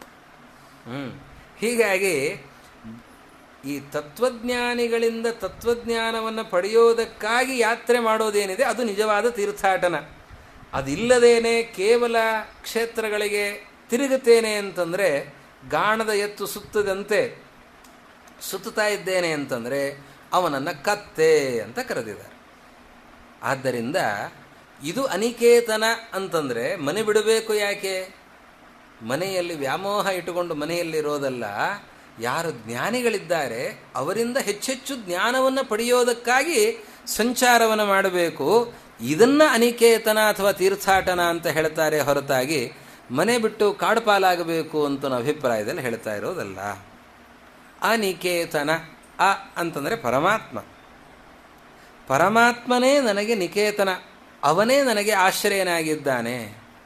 ಜಡವಾದಂತಹ ಇಟ್ಟಿಗೆ, ಮರಳು ಇದು ನನಗೆ ನಿಕೇತನ ಅಲ್ಲ. ನನಗೆ ಆಶ್ರಯ ಅಕಾರವಾಚ್ಯನಾದ ಪರಮಾತ್ಮ ಆಶ್ರಯನೇ ಹೊರತು ನನಗೆ ಈ ಇಟ್ಟಿಗೆ, ಮರಳು, ಸಿಮೆಂಟು ಇದರಿಂದ ಸಿದ್ಧವಾದಂತಹ ಈ ಮನೆ ನನಗೆ ಆಶ್ರಯ ಅಂತನ್ನುವ ಭಾವನೆಯನ್ನು ಬಿಟ್ಟು ಭಗವಂತನೇ ನನಗೆ ಆಧಾರ ಅಂತನ್ನುವ ತಿಳುವಳಿಕೆ ಏನಿದೆ ಅದು ಅನಿಕೇತನ ಅಂತ. ಎಷ್ಟು ಚೆನ್ನಾಗಿದೆ ನೋಡಿ. ಇನ್ನೊಂದನ್ನು ಹೇಳ್ತಾರೆ, 3 ರೀತಿಯಲ್ಲಿ ಇರೋದಿದೆ ಅಂತ. ಕೆಲವರು ಕಾಡಿನಲ್ಲಿರಬೇಕು ಅಂತ ಬಯಸ್ತಾರೆ, ಜಪ ಮಾಡಬೇಕು, ಅನುಷ್ಠಾನ ಮಾಡಬೇಕು, ನಾಡನ್ನು ಬಿಟ್ಟು ಕಾಡಿನಲ್ಲಿರಬೇಕು ಅಂತ.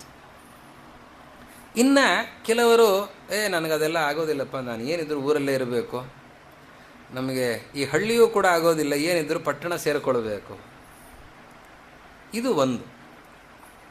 ಇನ್ನೊಂದು, ಇದು ಸಾಕಾಗಲ್ಲ ಕೆಲವರಿಗೆ. ಕೆಲವರು ಎಲ್ಲಿ ಇರಲಿಕ್ಕೆ ಬಯಸ್ತಾರೆ ಅಂತಂದರೆ, ಎಲ್ಲಿ ಪಗಡೆ ನಡೀತದೆ, ಜೂಜು ಇಂತಹ ಹೀನವಾಗಿರುವಂತಹ ಪ್ರವೃತ್ತಿಯಲ್ಲಿ ನಡೀತದೆ ಅಂತಹ ಸ್ಥಳದಲ್ಲಿ ಇರಬೇಕು ಅಂತ ಬಯಸುವಂಥವ್ರು ಇನ್ನು ಕೆಲವರು. ಈ 3 ಹಂತದ ಜನ ಇದ್ದಾರೆ. ಕಾಡಿನಲ್ಲಿ ಇಂತಹ ಪವಿತ್ರವಾದ ತಪೋವನ ಭೂಮಿಗಳಲ್ಲಿ ವಾಸ ಮಾಡಬೇಕು ಅಂತ ಬಯಸುವಂಥವರು ಕೆಲವರು. ಇನ್ನು ಪಟ್ಟಣಗಳಲ್ಲಿ ವಾಸವನ್ನು ಬಯಸುವಂಥವರು ಇನ್ನು ಕೆಲವರು. ಇನ್ನು ಜೂಜಿಗಾಗಿ ಅದರಲ್ಲಿ ಕಾಲವನ್ನು ಕಳೆಯಬೇಕು, ಅದರಲ್ಲಿ ಇರಬೇಕು ಅಂತ ಬಯಸುವಂಥವರು ಕೆಲವರು. ಅದನ್ನು ಮೂರನ್ನೂ ಕೂಡ ವಿಂಗಡಣೆ ಮಾಡ್ತಾ ಸಾತ್ವಿಕ, ರಾಜಸ, ತಾಮಸ ಅಂತ ಹೇಳಿದೆ. ಇನ್ನೊಂದನ್ನು ಹೇಳ್ತಾರೆ, ಮನ್ನಿಕೇತಂತು ನಿರ್ಗುಣಂ ಅಂತಾರೆ. ವನಂ ಸಾತ್ವಿಕಂ, ರಾಜಸಃ ಗ್ರಾಮಃ, ದ್ಯೂತ ಸದನಂ ತಾಮಸಂ ಅಂತ ಹೇಳಿ ಮನ್ನಿಕೇತಂತು ನಿರ್ಗುಣಂ. ಮನ್ನಿಕೇತ ಅಂತಂದರೆ ಭಗವಂತನ ಸ್ಥಾನ. ಭಗವಂತ ಎಲ್ಲಿದ್ದಾನೆ ಅದು ನಿರ್ಗುಣ ಅಂತ. ಏನು ನಿರ್ಗುಣ ಅಂತಂತಂದರೆ ಸತ್ವ, ರಜಸ್ಸು, ತಮಸ್ಸು ಈ ಮೂರನ್ನೂ ಬಿಟ್ಟಿರುವಂಥದ್ದು ನಿರ್ಗುಣ. ನಿರ್ಗುಣ ಅಂದರೆ ಏನು ಗುಣವೂ ಇಲ್ಲ ಅದರಲ್ಲಿ ಅಂತ ಅರ್ಥ ಆಗುತ್ತಲ್ಲ. ಅಂದರೆ ಅದಕ್ಕೆ ಹೇಳ್ತಾರೆ ಏನು ನಿರ್ಗುಣ. ಗುಣ ಅಂತಂದರೆ ಅಪ್ರಧಾನ ಅಂತ ಅರ್ಥ. ಗುಣ ಪ್ರಧಾನ ಅಂತ. ಗುಣ ಅಂತಂದರೆ ಅಪ್ರಧಾನ. ನಿರ್ಗುಣ ಅಂತಂದರೆ ಅಪ್ರಧಾನವಲ್ಲದ್ದು, ಅಂದರೆ ಪ್ರಧಾನವಾದದ್ದು. ಈ ಎಲ್ಲದಕ್ಕಿಂತಲೂ ಪ್ರಧಾನವಾದದ್ದು ಯಾವುದು ಅಂತಂದರೆ ಮನ್ನಿಕೇತ, ಭಗವಂತನ ವಾಸಸ್ಥಾನ. ಎಲ್ಲಿ ಭಗವಂತನಿದ್ದಾನೆ, ಭಗವಂತನ ಕಥೆ ಇದೆ, ಭಗವಂತನ ಚಿಂತನೆ ಇದೆ, ಭಗವಂತನ ದರ್ಶನ ಆಗ್ತದೆ, ಅಂತಹ ಸ್ಥಾನ ಏನಿದೆ ಅದು ನಿರ್ಗುಣ, ಅದು ಸರ್ವಶ್ರೇಷ್ಠವಾದದ್ದು. ಆದ್ದರಿಂದ ಅನಿಕೇತನಂ ಶಿಕ್ಷೇತ್ ಅಂತಂದರೆ ಭಗವಂತ ಇರುವಲ್ಲಿ ಇರಬೇಕು ಅಂತ ಬಯಸೋದೇನಿದೆ ಅದು ಅನಿಕೇತನ ಅಂತಂದರೆ. ಎಷ್ಟು ಅದ್ಭುತವಾದಂತಹ ವಿವರಣೆ. ಹೀಗೆ ವಿವರಣೆಯನ್ನು ಕೊಡ್ತಾರೆ. ಇದಾದ ಮೇಲೆ ವಿವಿಕ್ತಂ ಶಿಕ್ಷೇತ್. ವಿವಿಕ್ತ ಅಂತಂದರೆ ವಿವಿಕ್ತ ಸೇವಿತ್ವ. ವಿವಿಕ್ತ ಸೇವಿತ್ವ ಅಂತ ಹೇಳ್ತಾರೆ. ವಿವಿಕ್ತ ಅಂತಂದರೆ ಈ ಶರೀರ ಏನಿದೆ, ಈ ಆತ್ಮನಿಗಿಂತ ಭಿನ್ನವಾದದ್ದು ಶರೀರ. ಶರೀರ ಮತ್ತು ಆತ್ಮ ಒಂದೇ ಅಲ್ಲ, ಬೇರೆ. ಆತ್ಮನಿಗಿಂತ ಭಿನ್ನವಾದದ್ದು ಈ ಶರೀರ. ಆದರೆ ಈ ಆತ್ಮನ ಜೊತೆಗೇ ಇರುವಂಥದ್ದು ಶರೀರ, ಬಿಡದೇ ಇರುವಂಥದ್ದು ಶರೀರ. ಇದರ ಮೇಲೆ ಅಭಿಮಾನ ವಿಶೇಷ ಇದೆ. ಇಂತಹ ಈ ಮನುಷ್ಯ ಶರೀರ ಬಂದಿದೆ ಅಲ್ವಾ, ಈ ಮನುಷ್ಯ ಶರೀರವನ್ನು ಸೇವಿಸಬೇಕಂತ. ವಿವಿಕ್ತ ಸೇವಿತ ಅಂತಂದರೆ ಈ ಬಂದಂತಹ ಮನುಷ್ಯ ಶರೀರ ದುರ್ಲಭವಾದಂಥದ್ದು ಅನ್ನುವ ಎಚ್ಚರದಿಂದ ಅದರಲ್ಲಿ ಇದ್ದುಕೊಂಡು ಸಾಧನೆಯನ್ನು ಮಾಡಿಕೊಳ್ಳಬೇಕು ಅಂತ ಇದರ ಮಹತ್ವವನ್ನು ಹೇಳ್ತಾ ಇದ್ದಾರೆ. ಈ ಶರೀರವೇ ನಾನು ಅಂತನ್ನುವ ಭಾವನೆಯನ್ನು ತೊರೆದು ಶರೀರದಲ್ಲಿ ನಾನಿದ್ದೇನೆ, ಈ ಶರೀರ ಭಗವಂತನ ಪ್ರಾಪ್ತಿಗೆ ಅತ್ಯಂತ ಮುಖ್ಯವಾದದ್ದು ಅಂತನ್ನುವ ಎಚ್ಚರದಿಂದ ಈ ಶರೀರದಲ್ಲಿ ಇರೋದು, ಈ ಶರೀರವನ್ನು ಸಾರ್ಥಕ ಮಾಡಿಕೊಳ್ಳೋದು ಏನಿದೆ ಅದನ್ನು ವಿವಿಕ್ತ ಸೇವಿತ ಅಂತ ಹೇಳಿದ್ದಾರೆ. ಅದಾದ ಮೇಲೆ ಚೀರವಸನಂ ಅಂತಾರೆ. ಚೀರವಸನಂ ಅಂತಂದರೆ ಏನು? ಚೀರ ಅಂದರೆ ಹರಕಲು ಬಟ್ಟೆ. ಆ ಹರಕಲು ಬಟ್ಟೆ ಉಟ್ಕೊಳ್ಬೇಕು ಅಂತ ಅರ್ಥನಾ? ಹರಕಲು ಬಟ್ಟೆ ಉಟ್ಕೊಳ್ಬೇಕು ಅಂತ ಯಾಕೆ ಹೇಳಬೇಕು?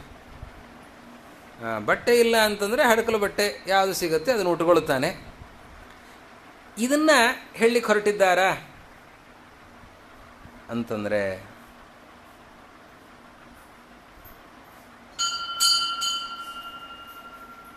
ಅದಕ್ಕೆ ಭಾರಿ ಚರ್ಚೆಯನ್ನು ಮಾಡ್ತಾರೆ.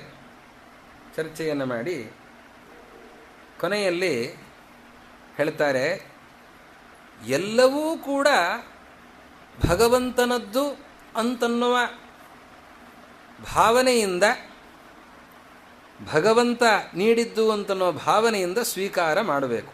ಅದು ಗುರುಗಳ ಅಪ್ಪಣೆಯನ್ನು ಸ್ವೀಕಾರ ಮಾಡ್ತಾ ಅದನ್ನೆಲ್ಲವನ್ನೂ ಸ್ವೀಕಾರ ಮಾಡಬೇಕು. ಇಲ್ಲಿಯ ತನಕ ಹೇಳಿದ ಎಲ್ಲ ಅಂಶಗಳನ್ನು ಕೂಡ ಕೊನೆಗೆ ಈ 16 ಭಾಗವತ ಧರ್ಮಗಳನ್ನು ಹೇಳಿದಾಗ ಇಲ್ಲಿಯ ತನಕ ಯಾವ ಭಾಗವತ ಧರ್ಮಗಳನ್ನು ಹೇಳಿದ್ದಾರೆ ಅದನ್ನೆಲ್ಲವನ್ನೂ ನಿರೂಪಿಸಿ ಚೀರವಸನಂ ಶಿಕ್ಷೆಯತ್ ಅನ್ನೋದರ ಅಭಿಪ್ರಾಯವರ ವಿವರಣೆಯನ್ನು ಮಾಡ್ತಾರೆ. ಎಲ್ಲವನ್ನು ಒಗ್ಗೂಡಿಸಿ ಹೇಳುವಾಗ ನಿಷ್ಕಪಟ ಮನೋಭಾವದಿಂದ, ಯಾವ ಕಾಪಟ್ಯವೂ ಇರಬಾರದು, ಮೋಸ ಇರಬಾರದು. ಭಗವಂತನ ಭಕ್ತರು ಯಾರಿದ್ದಾರೆ ಅವರಲ್ಲಿಯೂ ಕೂಡ ತಾರತಮ್ಯಕ್ಕನುಗುಣವಾಗಿ ಭಕ್ತಿಯನ್ನು ಮಾಡ್ತಾ, ಯಾವ ಆಸೆಯನ್ನು ಕೂಡ ಇದು ಬೇಕು ಅದು ಬೇಕು ಅಂತನ್ನುವ ಆಸೆ ಇಲ್ಲದೇನೆ, ದೊಡ್ಡವರನ್ನು ನಿಂದಿಸದೇನೆ, ಆತ್ಮ ಪ್ರಶಂಸೆಯನ್ನು ಮಾಡಿಕೊಳ್ಳದೇನೆ, ಆಯಾಯ ಕಾಲಕ್ಕೆ ಏನು ಬರುತ್ತದೆ ಅದನ್ನೆಲ್ಲವನ್ನೂ ಸ್ವೀಕರಿಸ್ತಾ ಕಾಮಾದಿಗಳಿಗೆ ಒಳಗಾಗದೇನೆ, ಎಲ್ಲ ಶಬ್ದಗಳೂ ಭಗವಂತನನ್ನು ಹೇಳ್ತವೆ ಅನ್ನುವ ಚಿಂತನೆಯನ್ನು ಮಾಡ್ತಾ ಬೇರೆ ಕಡೆಗಳಲ್ಲಿ ಆ ಪದಗಳನ್ನು ಬಳಸದೇನೆ ಮೂರೂ ಕರಣಗಳು ಶರೀರ, ಅಂತಃಕರಣ ಮತ್ತು ವಾಗೀಂದ್ರಿಯ ಇದೆಲ್ಲವೂ ಕೂಡ ಒಂದೇ ರೀತಿಯಾಗಿ ಇರುವಂತೆ ಇದ್ದು ಶರೀರ, ಇಂದ್ರಿಯ ಎಲ್ಲ ವ್ಯಾಪಾರಗಳನ್ನೂ ಭಗವಂತನಲ್ಲಿ ಹೊಂದಿಸ್ತಾ ಎಲ್ಲವೂ ಭಗವತ್ ಪೂಜಾತ್ಮಕವಾಗಿ ಮಾಡ್ತಾ ಸಿಟ್ಟು ಮಾಡಿಕೊಳ್ಳದೇನೆ ದುಃಖ ಹೇಗೆ ಹೇಯವೋ ಅದೇ ರೀತಿಯಲ್ಲಿ ವೈಷಯಿಕ ಸುಖವೂ ಕೂಡ ಹೇಯ ಅಂತನ್ನೋ ಭಾವನೆಯಿಂದ ಇರುತ್ತಾ ಭಗವಂತನ ಇಚ್ಛೆಗನುಗುಣವಾಗಿ ಬಂದಿರುವಂತಹ ದುಃಖವನ್ನು ಸುಖದಂತೆ ಸ್ವೀಕಾರ ಮಾಡ್ತಾ ನಮ್ಮಲ್ಲಿರುವ ಪರರಲ್ಲಿ ಇರುವ ಕಾಲ ನಿಯಾಮಕನಾಗಿರುವ ಎಲ್ಲವನ್ನೂ ಕೂಡ ಸ್ವೀಕಾರ ಮಾಡುವಂತಹ ಆತ್ಮ ಈಶ್ವರ ನಾಮಕನಾಗಿರುವ ಪರಮಾತ್ಮನ ಚಿಂತನೆಯನ್ನು ಮಾಡ್ತಾ ಅವನ ಕರ್ತೃತ್ವ ಭೋಕ್ತೃತ್ವ ಮಹಿಮೆಗಳ ಚಿಂತನೆಯನ್ನು ಮಾಡ್ತಾ ಆಲಸ್ಯಾದಿಗಳನ್ನು ಮಾಡದೇನೆ ಎಲ್ಲ ಕಡೆಯಲ್ಲಿಯೂ ಪರಮಾತ್ಮನ ಮಹಿಮೆಯನ್ನು ಚಿಂತನೆ ಮಾಡ್ತಾ ಪ್ರಾರಬ್ಧ ಇರುವಲ್ಲಿಯ ತನಕವೂ ಈ ಶರೀರ ಇದು ಭಗವಂತ ಕೊಟ್ಟದ್ದು ಅಂತನ್ನೋ ಭಾವನೆಯಿಂದ ಇರ್ತಾ ಎಲ್ಲ ಕರ್ಮಗಳನ್ನು ಮಾಡ್ತಾ ಇರೋದೇನಿದೆ ಇದು ಭಾಗವತ ಧರ್ಮ ಅಂತ. ಹೇಗಿರಬೇಕು ಅಂತಂದರೆ ಈ ಚೀರವಸನ ಅಂದರೆ ಚೀರು ಅಂದರೆ ಹರಕಲು ಬಟ್ಟೆ ಅಂದರೆ ಮತ್ತೆ ಇನ್ನೊಮ್ಮೆ ಅದನ್ನು ಉಡ್ಲಿಕ್ಕೆ ಸಾಧ್ಯ ಇಲ್ಲ. ಇನ್ನೊಮ್ಮೆ ಶರೀರವನ್ನು ಹೊಂದದಿರುವಂತೆ ನಾವು ನಮ್ಮ ಜೀವನವನ್ನು ಸಾಗಿಸಬೇಕು. ನಮ್ಮ ಶರೀರದ ವ್ಯಾಪಾರ ಹೇಗಿರಬೇಕು, ನಮ್ಮ ಮಾತು, ನಮ್ಮ ಇಂದ್ರಿಯಗಳ ವ್ಯಾಪಾರ, ಶರೀರದ ವ್ಯಾಪಾರ ಹೇಗಿರಬೇಕು ಅಂತಂದರೆ ಮತ್ತೊಮ್ಮೆ ಹುಟ್ಟಿಗೆ ಕಾರಣ ಆಗಿರಬಾರದು. ಆ ರೀತಿಯ ಕರ್ಮಗಳನ್ನು ನಾವು ಮಾಡಬೇಕು ಅಂತ ತಿಳಿಸ್ತಾ ಇದ್ದಾರೆ. ಹೀಗೆ ಒಂದೊಂದು ಭಾಗವತ ಧರ್ಮದ ವಿವರಣೆಯನ್ನು ಅಷ್ಟು ಸ್ಫುಟವಾಗಿ ಚೆನ್ನಾಗಿ ಅಡವಿಯ ಆಚಾರ್ಯರು ತೋರಿಸಿಕೊಡ್ತಾ ಇದ್ದಾರೆ. ಅದನ್ನು ಅಷ್ಟು ಚೆನ್ನಾಗಿ ಅನುಭವಿಸಿದವರವರು, ಅನುಷ್ಠಾನಕ್ಕೆ ತಂದವರವರು. ಇಷ್ಟು ವಿವರಣೆ ನಾವು ಎಲ್ಲಿಯೂ ನೋಡಲಿಕ್ಕೆ ಸಾಧ್ಯ ಇಲ್ಲ. ಇದರ ಅನುಷ್ಠಾನ ನೋಡೋದು ಕಷ್ಟ, ಕೆಲವರಲ್ಲಿ ಇರ್ತದೆ. ಇದನ್ನು ನಾವು ಸಾರೋದ್ಧಾರಕಾರರ ಈ ಮಾತುಗಳನ್ನು ಗಮನಿಸಿಕೊಂಡು ಜ್ಞಾನಿಗಳನ್ನು ಕಾಣಬೇಕು. ಆವಾಗ ಆ ಜ್ಞಾನಿಗಳಲ್ಲಿರುವ ಧರ್ಮಾನುಷ್ಠಾನ ಏನಿದೆ ಅದು ನಮಗೆ ಅರ್ಥ ಆಗತ್ತೆ. ಅದರಲ್ಲಿ ನಾವು ಯಾವುದನ್ನು ಅನುಕರಿಸಲಿಕ್ಕೆ ಸಾಧ್ಯ, ನಾವು ಯಾವುದನ್ನು ಪಾಲನೆ ಮಾಡಲಿಕ್ಕೆ ಸಾಧ್ಯ ಅದನ್ನು ಚಿಂತನೆ ಮಾಡ್ತಾ ಅದನ್ನು ನಮ್ಮ ಜೀವನಕ್ಕೆ ತಂದರೆ, ಅಳವಡಿಸಿಕೊಂಡ್ರೆ ನಾವೇನು ಒಮ್ಮೆಲೆ ಆ ಎತ್ತರಕ್ಕೆ ಏರಲಿಕ್ಕೆ ಸಾಧ್ಯ ಇಲ್ಲ ಅಂತಾದರೂ ಕೂಡ ಒಂದು ಮೆಟ್ಲಾದರೂ ಎದ್ದರೆ ಮೇಲಕ್ಕೆ ಹೋದರೆ ಆವಾಗ ನಮ್ಮ ಈ ಜನ್ಮ ಸಫಲ ಆಗತ್ತೆ. ಈ ಸಾರೋದ್ಧಾರದ ಚಿಂತನೆಯನ್ನು ಮಾಡಿದ್ದು ಸಫಲ ಆಗತ್ತೆ. ಆದ್ದರಿಂದ ಆರಣ್ಯಕಾಚಾರ್ಯರಲ್ಲಿ ನಾವು ಕೇಳಿಕೊಳ್ಳೋಣ, ನಿಮ್ಮ ಗ್ರಂಥವನ್ನು ನಮಗೆ ಅರ್ಥ ಮಾಡಿಸಿ, ಮೊದಲಿಗೆ ಅರ್ಥ ಮಾಡಿಸಿ ಅಂತ. ಅರ್ಥ ಆಗೋದು ಕಷ್ಟ ಇದೆ, ಅರ್ಥ ಮಾಡಿಸಿ ಅಂತ.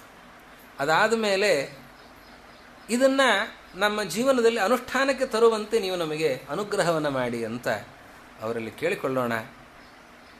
ಈ 3 ದಿನಗಳಲ್ಲಿ ಬೆಳಗಿನ ಅವಧಿಯಲ್ಲಿ ಸಾರೋದ್ಧಾರದ ಚಿಂತನೆ, ಅದರಲ್ಲಿ ಈ 7ನೇ ಸ್ಕಂಧದಲ್ಲಿ ಬಂದಿರುವ ಭಾಗವತ ಧರ್ಮಗಳ ಚಿಂತನೆ ಯಥಾಶಕ್ತಿ ಏನು ನಡೆದಿದೆ, ಇದೊಂದು ದೊಡ್ಡ ಭಾಗ್ಯ ಅಂತ ನಾನು ಭಾವಿಸ್ತೇನೆ. ಈ ಗ್ರಂಥ ಅರ್ಥ ಆಗೋದು ತುಂಬ ಕಷ್ಟ ಇದೆ. ಈ ಭಾಗ ಇದನ್ನು ನಾನು ಮೊದಲು ನೋಡಿದರೂ ಕೂಡ ನನಗೆ ಈ ಭಾಗ ಈಗ ಎಷ್ಟು ಸ್ಪಷ್ಟ ಆಗಿದೆ, ಇಷ್ಟು ಇದರ ಹಿಂದೆ ಸ್ಪಷ್ಟ ಆಗಿರಲಿಲ್ಲ. ಅದು ಆರಣ್ಯಕಾಚಾರ್ಯರ ಸನ್ನಿಧಾನಕ್ಕೆ ಬಂದು ಅವಲೋಕನ ಮಾಡಿದಾಗ ಅವರ ಅನುಗ್ರಹದಿಂದ ಸ್ವಲ್ಪ ಮಟ್ಟಿಗೆ, ಪೂರ್ಣ ನನಗೆ ಚೆನ್ನಾಗಿ ಅರ್ಥ ಆಗಿದೆ ಅಂತ ನಾನೇನು ಹೇಳ್ಕೊಳ್ಳಲ್ಲ, ಅದು ಅವರ ಅನುಗ್ರಹದಿಂದ ಸ್ವಲ್ಪ ಮಟ್ಟಿಗೆ ಅರ್ಥ ಆಗಿದೆ. ಮೊದಲಿನಿಗಿಂತ ಈಗ ಒಂಚೂರು ಹೆಚ್ಚು ಸ್ಪಷ್ಟತೆ ಸಿಕ್ಕಿದೆ ಅಂತ ಆನಂದವನ್ನು ನಾನು ಅನುಭವಿಸ್ತಾ ಇದ್ದೇನೆ. ಅವರ ಪರಮಾನುಗ್ರಹ ಇದು ಅಂತ ಭಾವಿಸ್ತಾ ಈ ಕಾರ್ಯಕ್ರಮದ ಸಂಯೋಜನೆಯನ್ನು ಮಾಡಿದಂತಹ ಶ್ರೀಹರಿಯಾಚಾರ್ಯರು ಅವರು ಎಲ್ಲ ತಮ್ಮ ಹಿರಿಯರನ್ನ ಜೊತೆ ಸೇರಿಸಿಕೊಂಡು, ತಮ್ಮ ಎಲ್ಲ ಆತ್ಮೀಯರನ್ನು ಸೇರಿಸಿಕೊಂಡು, ವಸಂತಾಚಾರ್ಯರು ಬಹಳ ಆತ್ಮೀಯತೆ ನಮಗೆ. ಯಾಕೆ ಅಂತಂದರೆ ಅವರಿಗೂ ನಮ್ಮ ಗುರುಗಳ ಬಗ್ಗೆ ಭಾರಿ ಶ್ರದ್ಧೆ. ಅವರ ಜೊತೆಯಲ್ಲಿ ಅನೇಕ ವರ್ಷಗಳ ಕಾಲ ಜೊತೆಗಿದ್ದಂಥವರು ನಮ್ಮ ಗುರುಗಳು, ವಿದ್ಯಾಗುರುಗಳು ಪೇಜಾವರ ಶ್ರೀಪಾದರು. ಅವರ ವ್ಯಕ್ತಿತ್ವವನ್ನು ನಾವೊಂದು ಮುಖದಿಂದ ಅರ್ಥ ಮಾಡಿಕೊಂಡಿದ್ದೇವೆ, ಅವರು ಇನ್ನೊಂದು ಮುಖದಿಂದ ಅರ್ಥ ಮಾಡಿಕೊಂಡಿದ್ದಾರೆ.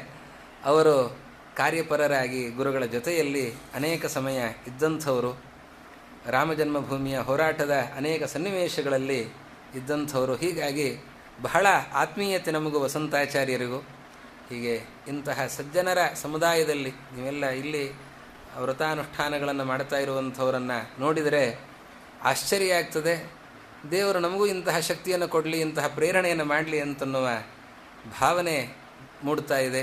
ಅಂತಹ ಎಲ್ಲ ಸಜ್ಜನ ಸಮುದಾಯಕ್ಕೂ ಕೂಡ ವಂದನೆಗಳನ್ನು ಸಲ್ಲಿಸ್ತಾ ಆರಣ್ಯಕಾಚಾರ್ಯರು ಇನ್ನಷ್ಟು ಹೆಚ್ಚಿನ ಚಿಂತನೆಯನ್ನು ಮಾಡುವ ಭಾಗ್ಯವನ್ನು ಕರುಣಿಸಲಿ, ಆ ಪ್ರಯತ್ನವನ್ನು ಮಾಡಿಸಲಿ, ಹಾಗೆ ಅದರ ಅನುಷ್ಠಾನವನ್ನು ನಮಗೆ ಕರುಣಿಸಲಿ ಅಂತ ಪ್ರಾರ್ಥಿಸ್ತಾ ಎಲ್ಲರಿಗೂ ಕೂಡ ಆರಣ್ಯಕಾಚಾರ್ಯರ ವಿಶೇಷ ಅನುಗ್ರಹ ಆಗಲಿ. ಸಾಯಂಕಾಲದ ಹೊತ್ತಿನಲ್ಲಿ ಮತ್ತೆ ಪ್ರಹ್ಲಾದರಾಜರ ಚರಿತ್ರೆ ಮುಂದುವರಿಯುತ್ತದೆ. ನರಸಿಂಹಾವತಾರದ ಆ ಪ್ರಸಂಗದ ಚಿಂತನೆಯನ್ನು ಸಂಜೆ ಹೊತ್ತಿನಲ್ಲಿ ನೋಡೋಣ ಅಂತ ಹೇಳ್ತಾ ಬೆಳಗ್ಗಿನ ಈ ಚಿಂತನೆಯನ್ನು ಗುರುಗಳ ಮುಖಾಂತರ, ಶ್ರೀಮದ್ ಆಚಾರ್ಯರ ಮುಖಾಂತರ ವೇದವ್ಯಾಸದೇವರಲ್ಲಿ ಅರ್ಪಿಸ್ತಾ ಇದ್ದೇನೆ. ಶ್ರೀ ಗುರು ಮಧ್ವೇಶಾರ್ಪಣಮಸ್ತು. ಹರೆಯೇ ನಮಃ. ತಪಸ್ವಿನೋ ದಾನಪರಾ ಯಶಸ್ವಿನೋ ಮನಸ್ವಿನೋ ಮಂತ್ರವಿದಸ್ಸು ಮಂಗಲಾಃ ಕ್ಷೇಮನ್ನ ವಿಂದಂತಿ ವಿನಾಯದರ್ಪಣಂ ತಸ್ಮೈ ಸುಭದ್ರಶ್ರವಸೇ ನಮೋ ನಮಃ.